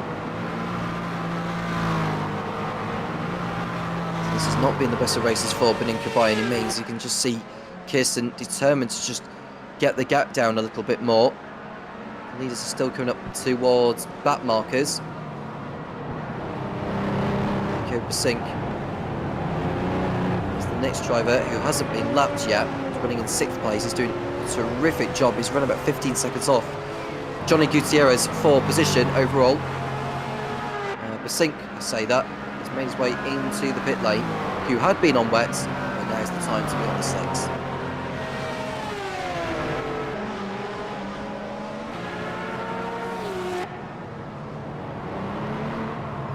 Herlock. Oh, he had a little twitch there. The video. This is Kirsten, who is trying to put his car in different places compared to where Herlock is putting them. And all of this is allowing Kirby to just scamper off into the distance. Compared to what we saw earlier, when we saw pretty much every driver make a mistake and spinning off the circuit, they all seem to be keeping it on track now, which is good news. Sink is hoping that he can stay in the fight with JT Tammy. Alan Smith as well will go up into second position in class. The Sink's going to have to, with it all to do, is to come away with the class win. There are the leaders. Coming towards Ascari again. On 2 more back markers they are approaching. One of them is Steve Carman, and the other, I believe, is Ethan Funk, who are running in 13th and 14th places respectively.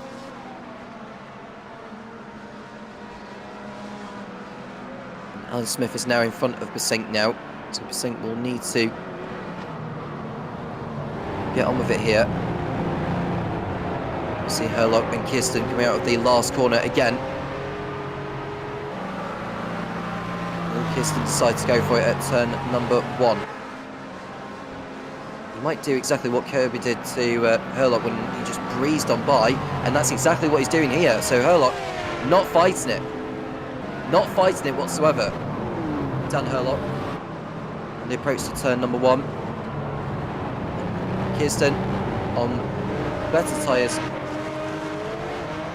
has made his way through into second place. And can he go after Dan Kirby for the lead? Valtteri De Bruyne is the latest to retire from the race. Just 27. Still going now. Matt Overton is the latest to come into the pit lane. He was on slicks earlier. Might have just come in for another set of slicks. But now the leaders are coming up towards back markers of Steve Carman and Ethan Funk. And we're going to see a replay of George Angelidis going for a spin. He just locked the rears on the entry. It was enough to put the car off. But, does he rejoin safely? Yeah, he does. Yeah, he's fine though, it's George. There was traffic coming towards him, but he had enough ground anyway to rejoin. There is Kirsten in second place now. Can he go after Kirby for the win? He set the fast lap of the race on the previous tour, won it 47.3. Kirby will come round to complete his 30th lap of the race, just 12 to go here at the Templar Speed of Monza. These 1981 machines. The drivers are relishing the challenge for absolutely sure. And Matt Overton, who has just been in the pit lane, is he's on 6 at the moment. The one driver who's still on wets actually is Daryl Kruger. He is still on wets. Surely he must be losing an extortion amount of time. Oh, and that's Kirsten going off circuit at turn 1. That's not the first time he's done that in this race. Was that him trying to go through on the back marker, but then couldn't? Might be able to get a replay of that. There is a yellow flag in sector 1, which we'll go back to in a moment. This is Kirsten going off the circuit. He was a long way off the back marker actually. I think he just missed his braking point. Couldn't get it slowed down. Could not get it slowed down. Because Kirsten. This is Ethan Funk, not for the first time, going for a spin at the De La Rocha. It's almost a carbon copy of what he'd done earlier there, Ethan. So he rejoined safely. It's not going to find grip on the grass. You just see he rejoins into the near where the leaders are. It always feels more damp at that part of the circuit here at Monza. So doing their utmost just to stay on the circuit. And Dan Herlock who was in the lead earlier, is now down to 3rd place behind Kirby and Kirsten.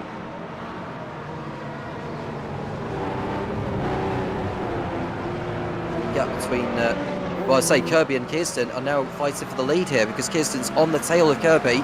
Are we going to see another change for lead here at Monza in the 250 kilometres? We shall see. And he hasn't got the straight line speed on the straight, actually, has Kirsten, so he's going to have to maybe try at a different point in the circuit to go through. The yellow flag is set to 2. Oliver Day has come into the pit lane for his latest set of tyres and fuel. Feels to me like the Ferrari's quicker in the corners, but on the straight, the Porsche seems to be quicker in the straight line.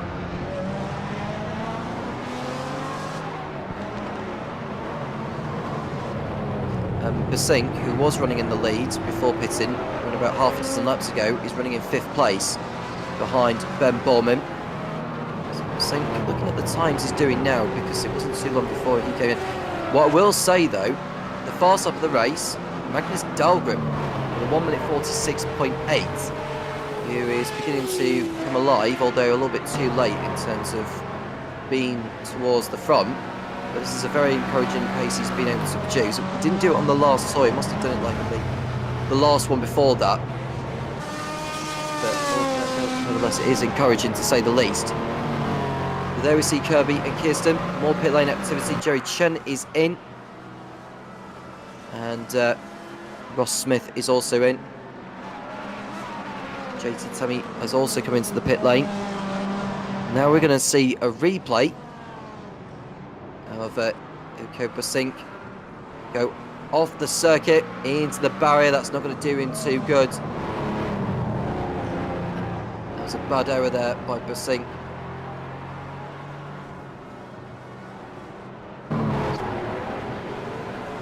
Now we're seeing George Angelidis going through. This is on Ben Borman, I believe, if I'm right to believe that, although he just twitched and gone straight on. Now, is that a track limits violation for George Angelidis? We'll find out soon enough. And this is Alan Smith at Ascari. Well, the fact that Kirsten didn't go into the lead ahead of Kirby could explain why he's pitted in, because he's in the pits now. John Gutierrez and John Uyan are also in. That should allow Max Petrafki to go through into the top 3 positions. So it's going to come down to a battle of the pit crews now. And now, oh, that's a car off at the first part of Lesmo. Who was that went off there? Right. Find out soon enough who it was on the replay in a moment. But that was not a good sight for whoever it was that went into the barrier. Quite hard, actually. Alan Smith, Jerry Chen and Steve Carman are in the pit lane now.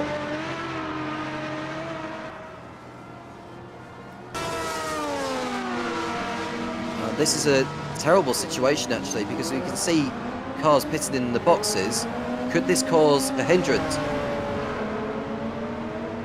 So that was Basink who had to reverse in order for him to get out of the pit lane because it was that busy. So it's going to be vitally important for the leaders to ensure they don't get held up by any of the traffic, and this could cause a situation here now because you can see Kirby and Herlop making their way into the pit lane, and Kirsten, who's just pitted, really now has to get the hammer down. Did he lose time in the pit lane in all the traffic that was there? I really hope not, but I fear that it could well be the case.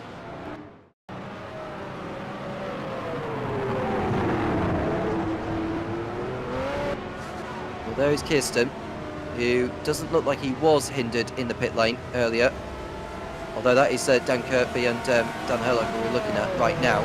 So these are live images at 2 different points on the circuit as to where Kirby and Herlock are. Oh, and that's someone coming out of the pit. Was that Alan Smith coming out of the pit lane? It might well have been. But whoever that was that came in, well, very, very nearly hindered him, which could have caused all sorts of problems further back if they collided. You can see Kirsten is coming out of Ascari, and he isn't too far off. And even when he does get round here, Kirby and Herlock will need to get those tyres up to... will want to get those tyres up to temperature, whereas Kirsten's will already be up to temperature.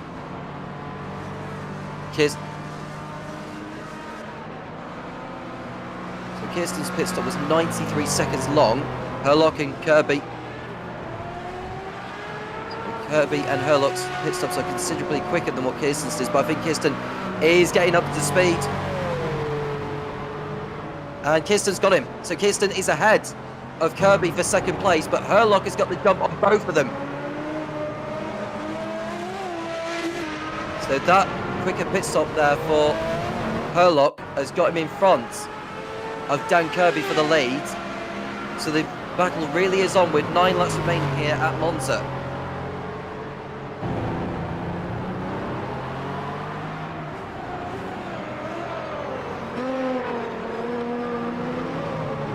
See Kirsten. Oh, that's so close between Kirsten and Kirby. I thought Kirby was going to run into the rear of him on the approach there, considering how tricky it is in these conditions here. So as far as the pit stops were concerned, it was 76 seconds for Herlock, 81 seconds for Kirsten, and 84 for Kirby. For the amount of time they lost in the pit lane, it was 86 for Herlock, 93 for Kirsten, and 94 for Kirby. So that's the difference between Herlock leaping up from what was third before the pit cycle to now the lead. And these are all going to the end. There's no more worries in terms of fuel involved in these. It's a straight fight to the checker flag here at the 250 kilometres of Monza, 1981. Trufke. He's in the lead in his own class at the moment in the 2L SP GR5 AMS. Until now, because he's having to come into the pit lane. And it looks like John Union's going to go back in front of him here, because he's already been into the pit lane not too long ago. Ben Borman has got himself into the lead, but I'd imagine he needs to pit in before this race is over, because...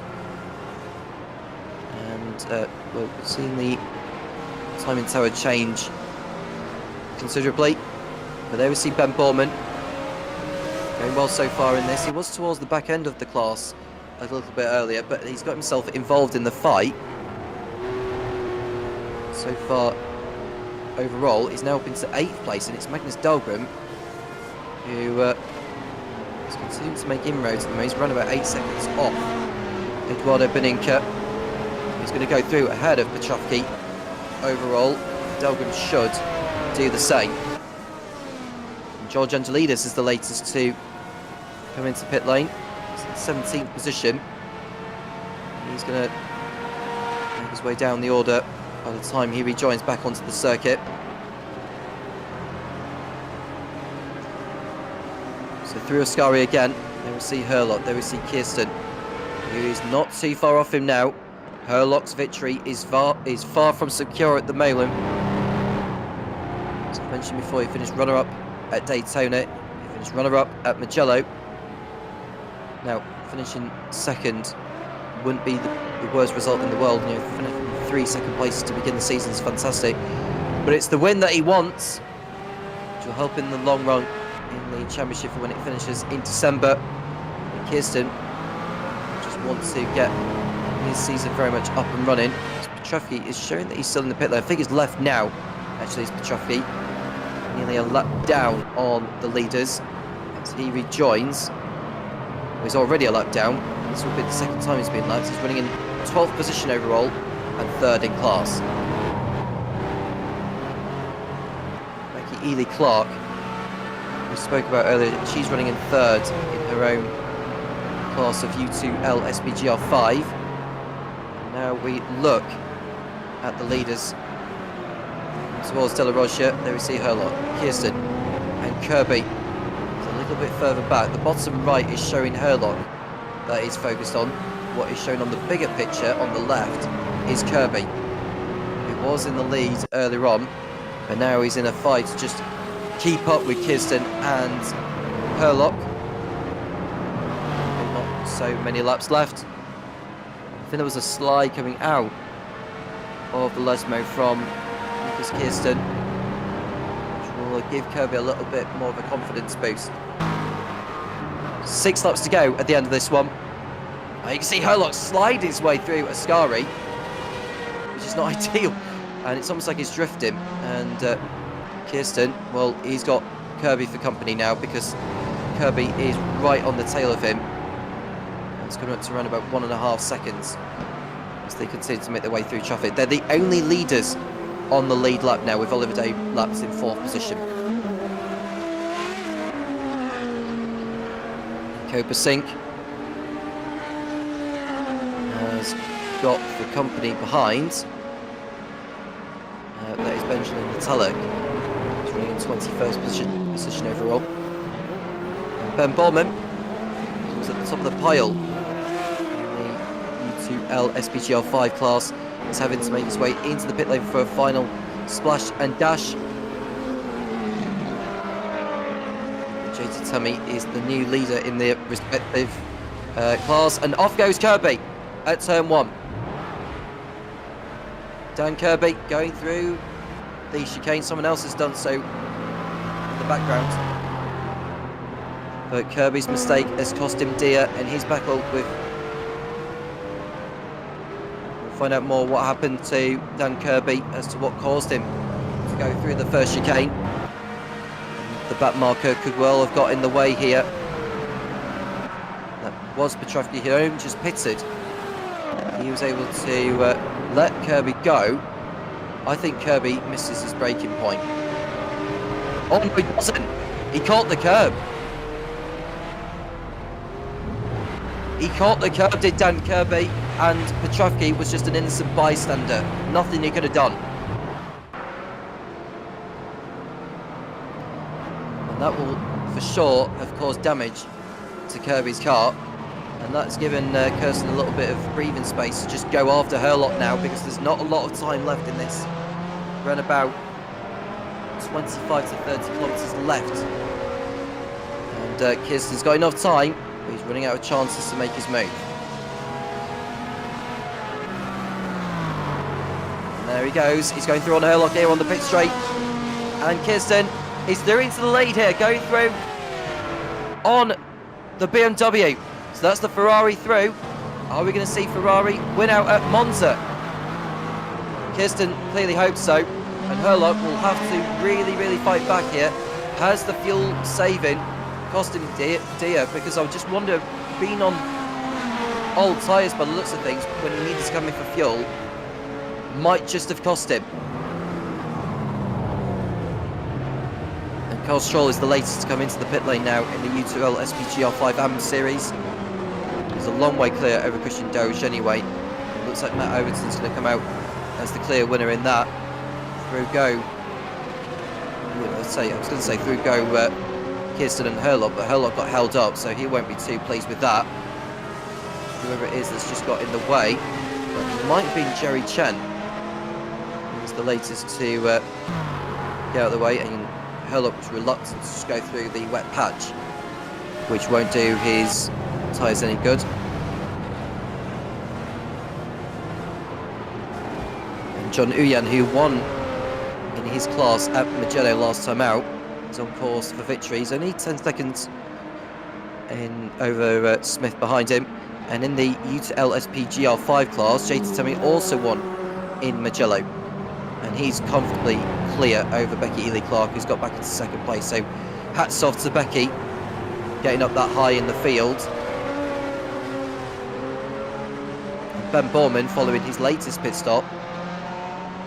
Presumably it was a it was a significantly shorter one considering the number of laps we've got left. But I think that's helped him remain in the top 3, so this has been a good race from Ben.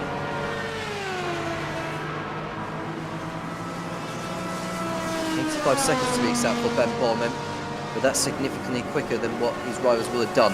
And he must have had a clear track through all of it, so there's that to factor in. Now we see George Angelides and finishes on Chalvers battling over 6th position through Lesmo 1. Oh, that Seagull Chavez getting offline, got caught out on the grass. So to keep it on circuit there, and likewise for Georgian leaders. They've not gone long left to make an impression in this one. It's nearly over, but the battle for the lead certainly isn't. Kirsten is ahead of Herlock. The gap between the pair is 2 seconds. But Kirsten was a lot quicker over Herlock on the last lap, over 2 seconds in fact. I wonder if Herlock maybe tried to do... I feel, oh, that's a spin. Is that Benjamin Latalica that's just gone round at Ascara? And it's a yellow flag for Basink. It might be Basink who's gone round at Ascari and has rejoined. So it's all falling apart, really. It's all falling apart for Basink. Did he catch the curb and go round? We shall see.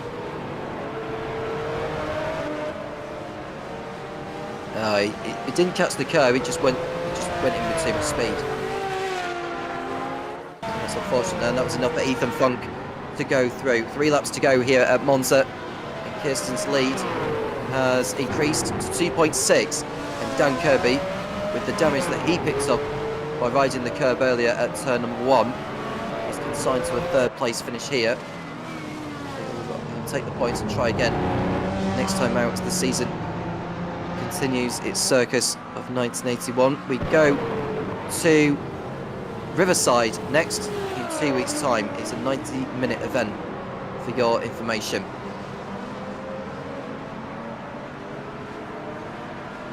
So Uyan looks like he's got it wrapped up in the 2L SPL GR5 AM and the U2L SP GR5 Pro, you want to call it that.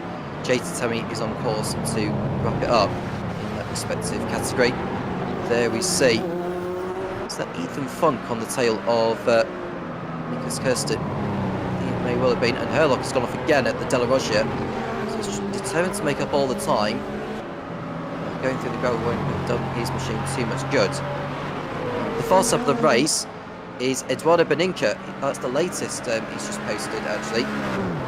He was, well, on the last time, it's just posted notes at 1:47.8, but it's still considerably quicker than what Dan Kirby and Oliver Day have done.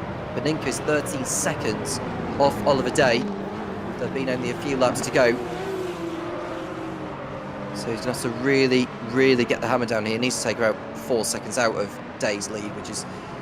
4 seconds a lap out of Day's lead, which he's not going to do with the amount of time we've got left. We've got a yellow flag in sector 2, which has gone away now.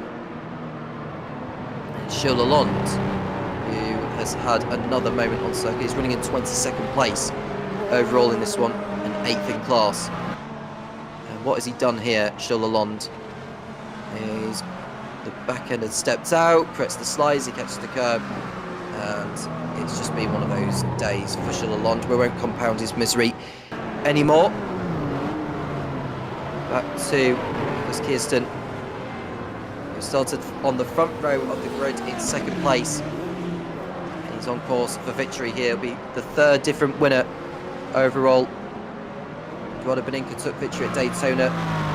Alessandro Smeraldi, who's not here today, he won in Mugello. There'll be 3 winners from 3 in the 1981 VWSC Historic Championship. And Herlock is run about 3.5 seconds off Kirsten. Fight for the lead. There is one of the Mustangs, I believe, just going wide there, just staying out of the way. I wonder if that car's out of fuel because it's moving rather leisurely. So it could be someone miscalculating the amount of fuel which they need for the checkered flag. But Kirsten, I just hope he's got enough fuel to get to the end, because he's got 1 more lap to go of this one. As he's about to put a lap on what looks like, is that Ross? That's not Ross Smith who's in front of him. That might be, I wonder if that might be Ryan Paulbert Reyes. We'll find out in a moment. But Kirsten is very nearly there, and the gap is continuing to impress in this one. Ryan Paulbert Reyes is the next driver to be lapped by Nicholas Kirsten. With Dan Herlock in 2nd place, and Dan Kirby is continuing to drop back in 3rd position. Gap between Day and Beninca is now only like 10.5 seconds, and Beninca is going to have to settle for 5th place. But well done to Oliver Day for getting up as high as he has been in this one, considering where he had started. Now on the last lap, there's an incident in sector 1, which is cleared. So no such. Oh, and Kirsten having to go across the chicane. And there's a car upside down. We'll find out who that is, and that's a very... We are told it might be Vinicius Chalvez who's gone over. And surprise, surprise, it's the curb that has caused Vinicius Chalvez to roll over here.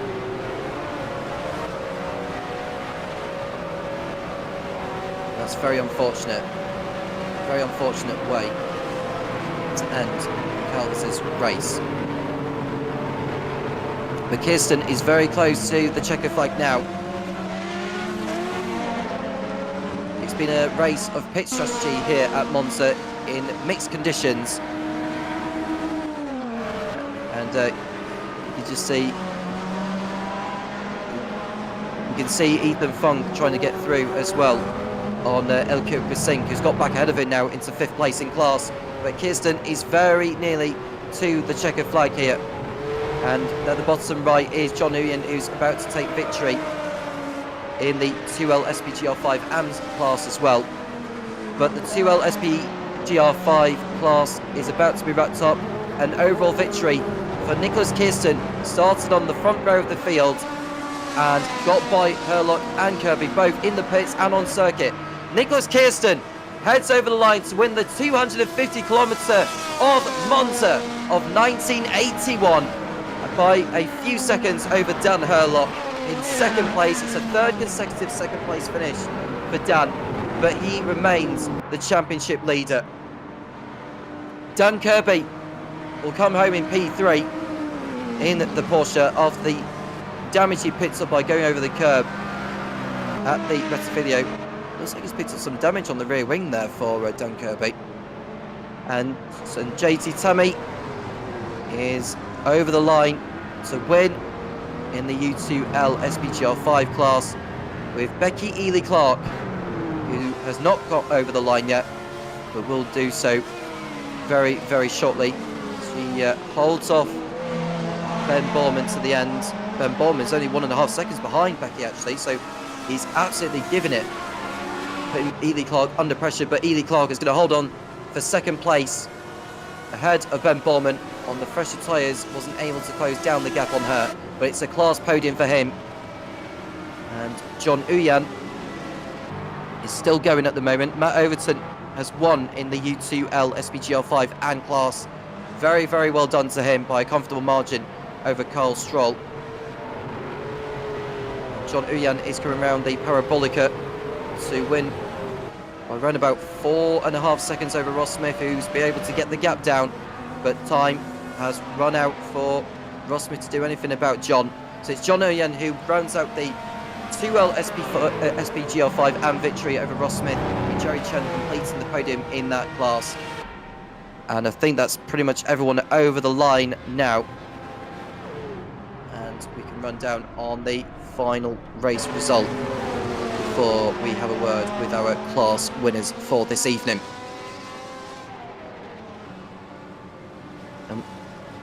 I think Matt Overton has already finished. I think he may be just taking the cool down lap back to the pit lane. Some drivers are just...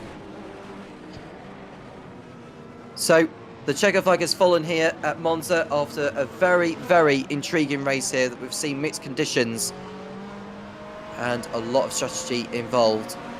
But in the end, it was Nicholas Kirsten who mastered round here at Monza to take victory. And in 2nd place was Dan Herlock, with Dan Kirby, the last driver on the lead lap, in 3rd position. And you have to find Oliver Day, who finished not too far in front over Eduardo Beninca. The last lap he did was a 153.8. And Eduardo Beninca ended up in 5th place with a 147.8. So he was like over 5 seconds quicker than Day on that last top. I think Day had that one covered. And we'll get a word with our class winners. We'll begin with today's winner. That is Nicholas Kirsten, who performed brilliantly today, becoming the third different race winner this season in the VWSC Historics of 1981. Kirsten, good evening. How are you? Yeah, I'm fine. Thanks. How was that for you? Because how tricky was it in those conditions there? Because most of the drivers started on slicks, including yourself. How tricky was it in those conditions?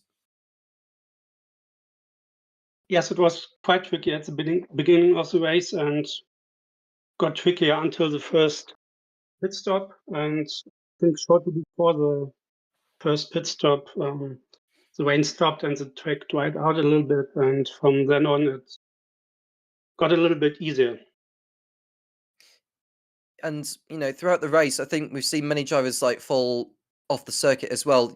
How have you found the 1981 machine from your side then? Because I'd imagine how nimble they are and how easy it is to just lose control each and every one of the corners. There are actually the curbs which we want to allude to, because we've seen the curbs catch a lot of drivers out during the course of it. Yeah, the curbs are quite high, so you have to pay attention not to hit them too hard. The cars in general, yeah, as you said, a lot of fire. You have to be careful, especially out of the section. You have to pay attention to that. Yeah, I think your connection may be going a little bit there, Nicholas. But in terms of the rest of the season, we've got Riverside next in 2 weeks. How are you feeling for that?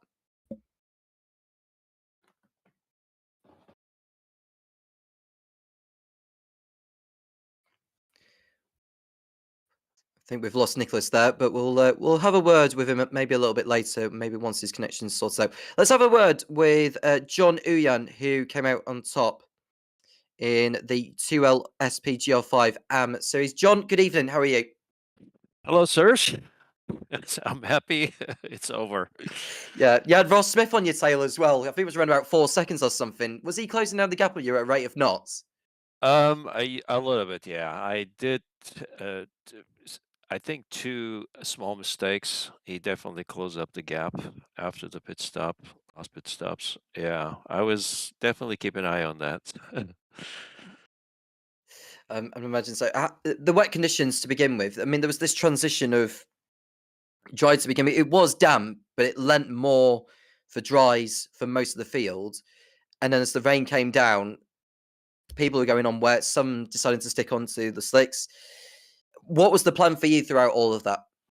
Yeah, definitely. I was watching the weather, and I did look at the weather report. I knew it was going to dry. It was going to stop raining, and it was only like 3-4% rain anyway.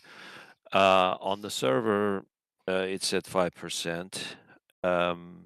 Yeah, it was definitely a concern and a bit of a risk taking, but start with dry tires and just hang in there, because it was raining a little bit, the mid stint, first stint. It was tricky, definitely got tricky when it went to 60% wetness on the track. And then thankfully stopped raining, and yeah, it was very, very tricky race for sure, grip wise. Yeah. How have you found the 1981 machine of yours then compared to maybe of last year when we raced in the 1985s? I'm definitely clicking with this, gelling with this Ferrari. I feel much more confident in it. Last year we tried Porsche and then switched to Jaguar. It was, we did definitely struggle with it, me and Troy especially. So this year, teaming up with George, we're doing well. I mean, he's not liking it for sure, being a Ferrari fan, but yeah, I'm definitely clicking with it. And that victory has kept you at the top of the GR5 SP2L AM series after 3 rounds. Is there anyone else to shout to, John, before we let you go?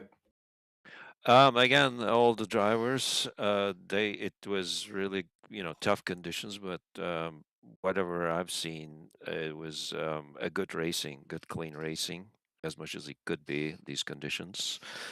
And of course, you guys in the booth, and thanks for all your efforts. And that's it, I believe. Fair enough. John, well done on taking the class win today, and best of luck over at Riverside in 2 weeks. All right. Thank you, guys. See you there. Bye-bye.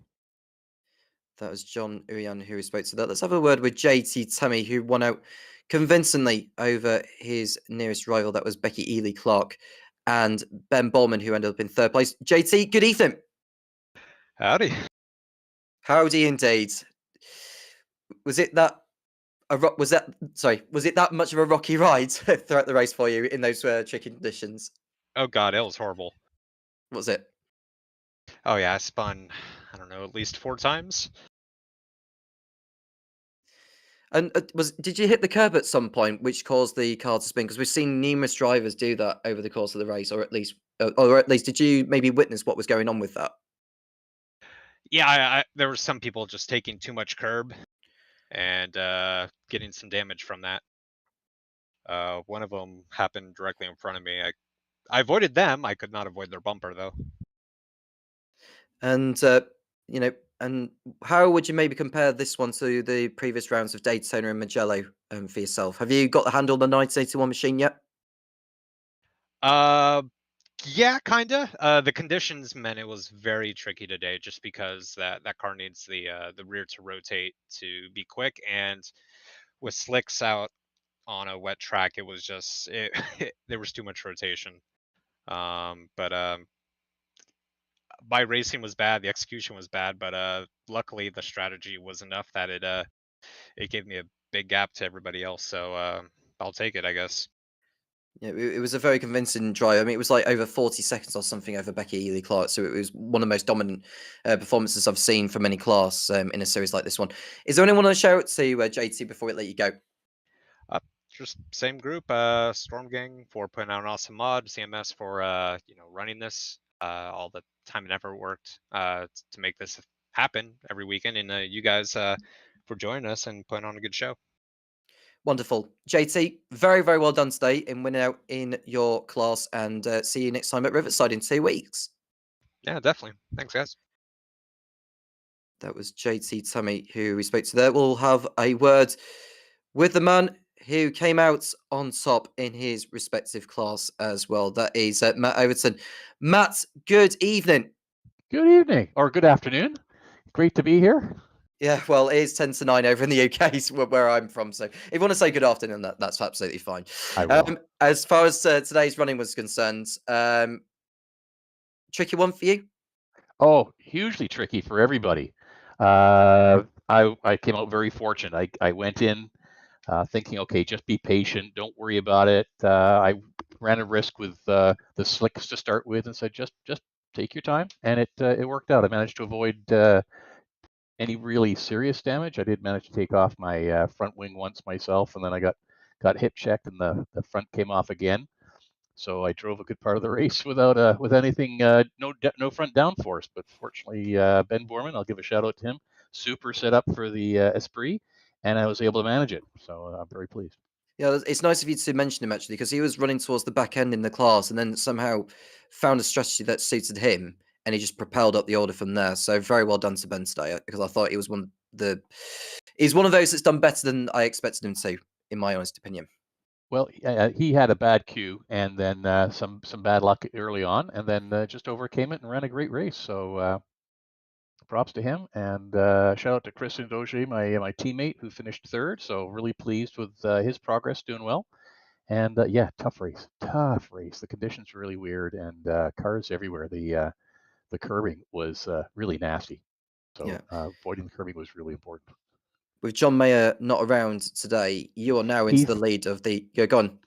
Yeah, hey, tech problems for him, unfortunately, and yeah, I'll take advantage of his misery, so to speak. And but we'll keep dicing. Okay, that's cool. Have you found the machine, by the way? Because I've asked a number of drivers about how they've been getting on with the 1981 machines. How have you found it after 3 rounds? I'm enjoying it. I decided to stay away from the turbo boost just because I didn't want the extra complexity, and it's with setup work and practice, I'm starting to get a feel for the car. I'm clearly not going to be at the top of the pack, but once I get into a rhythm and get to know the car, I'm really enjoying it. It's a lot of fun.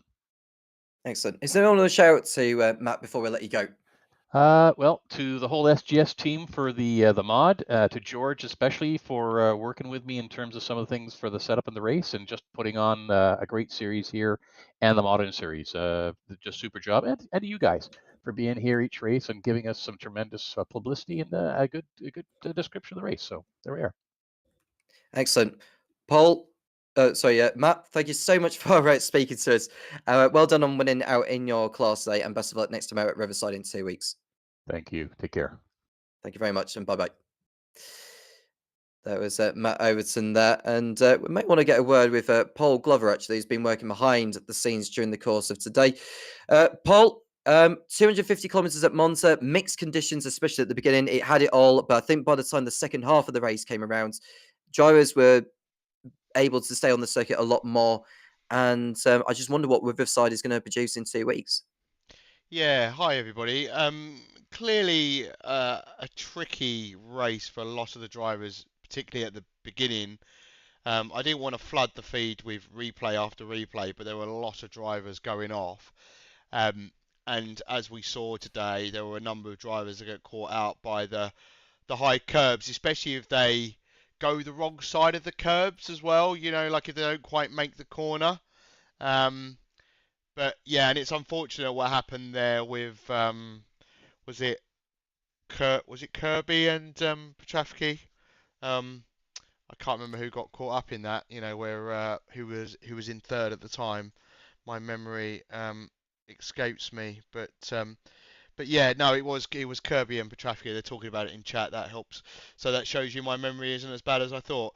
But as the track started to dry out, as you rightly pointed out, Tom, things did start to settle down a little bit. We didn't get really too many close battles though, unfortunately, today. So a lot of the broadcast focused on where the close battles were, and that tended to be the top split today. So hopefully drier conditions for the next round, and some closer battles that we can show on the broadcast. Wonderful. Paul, thank you so much for working behind the scenes and working on the replays and all that. It's been that sort of race at Monza. Very, very manic indeed.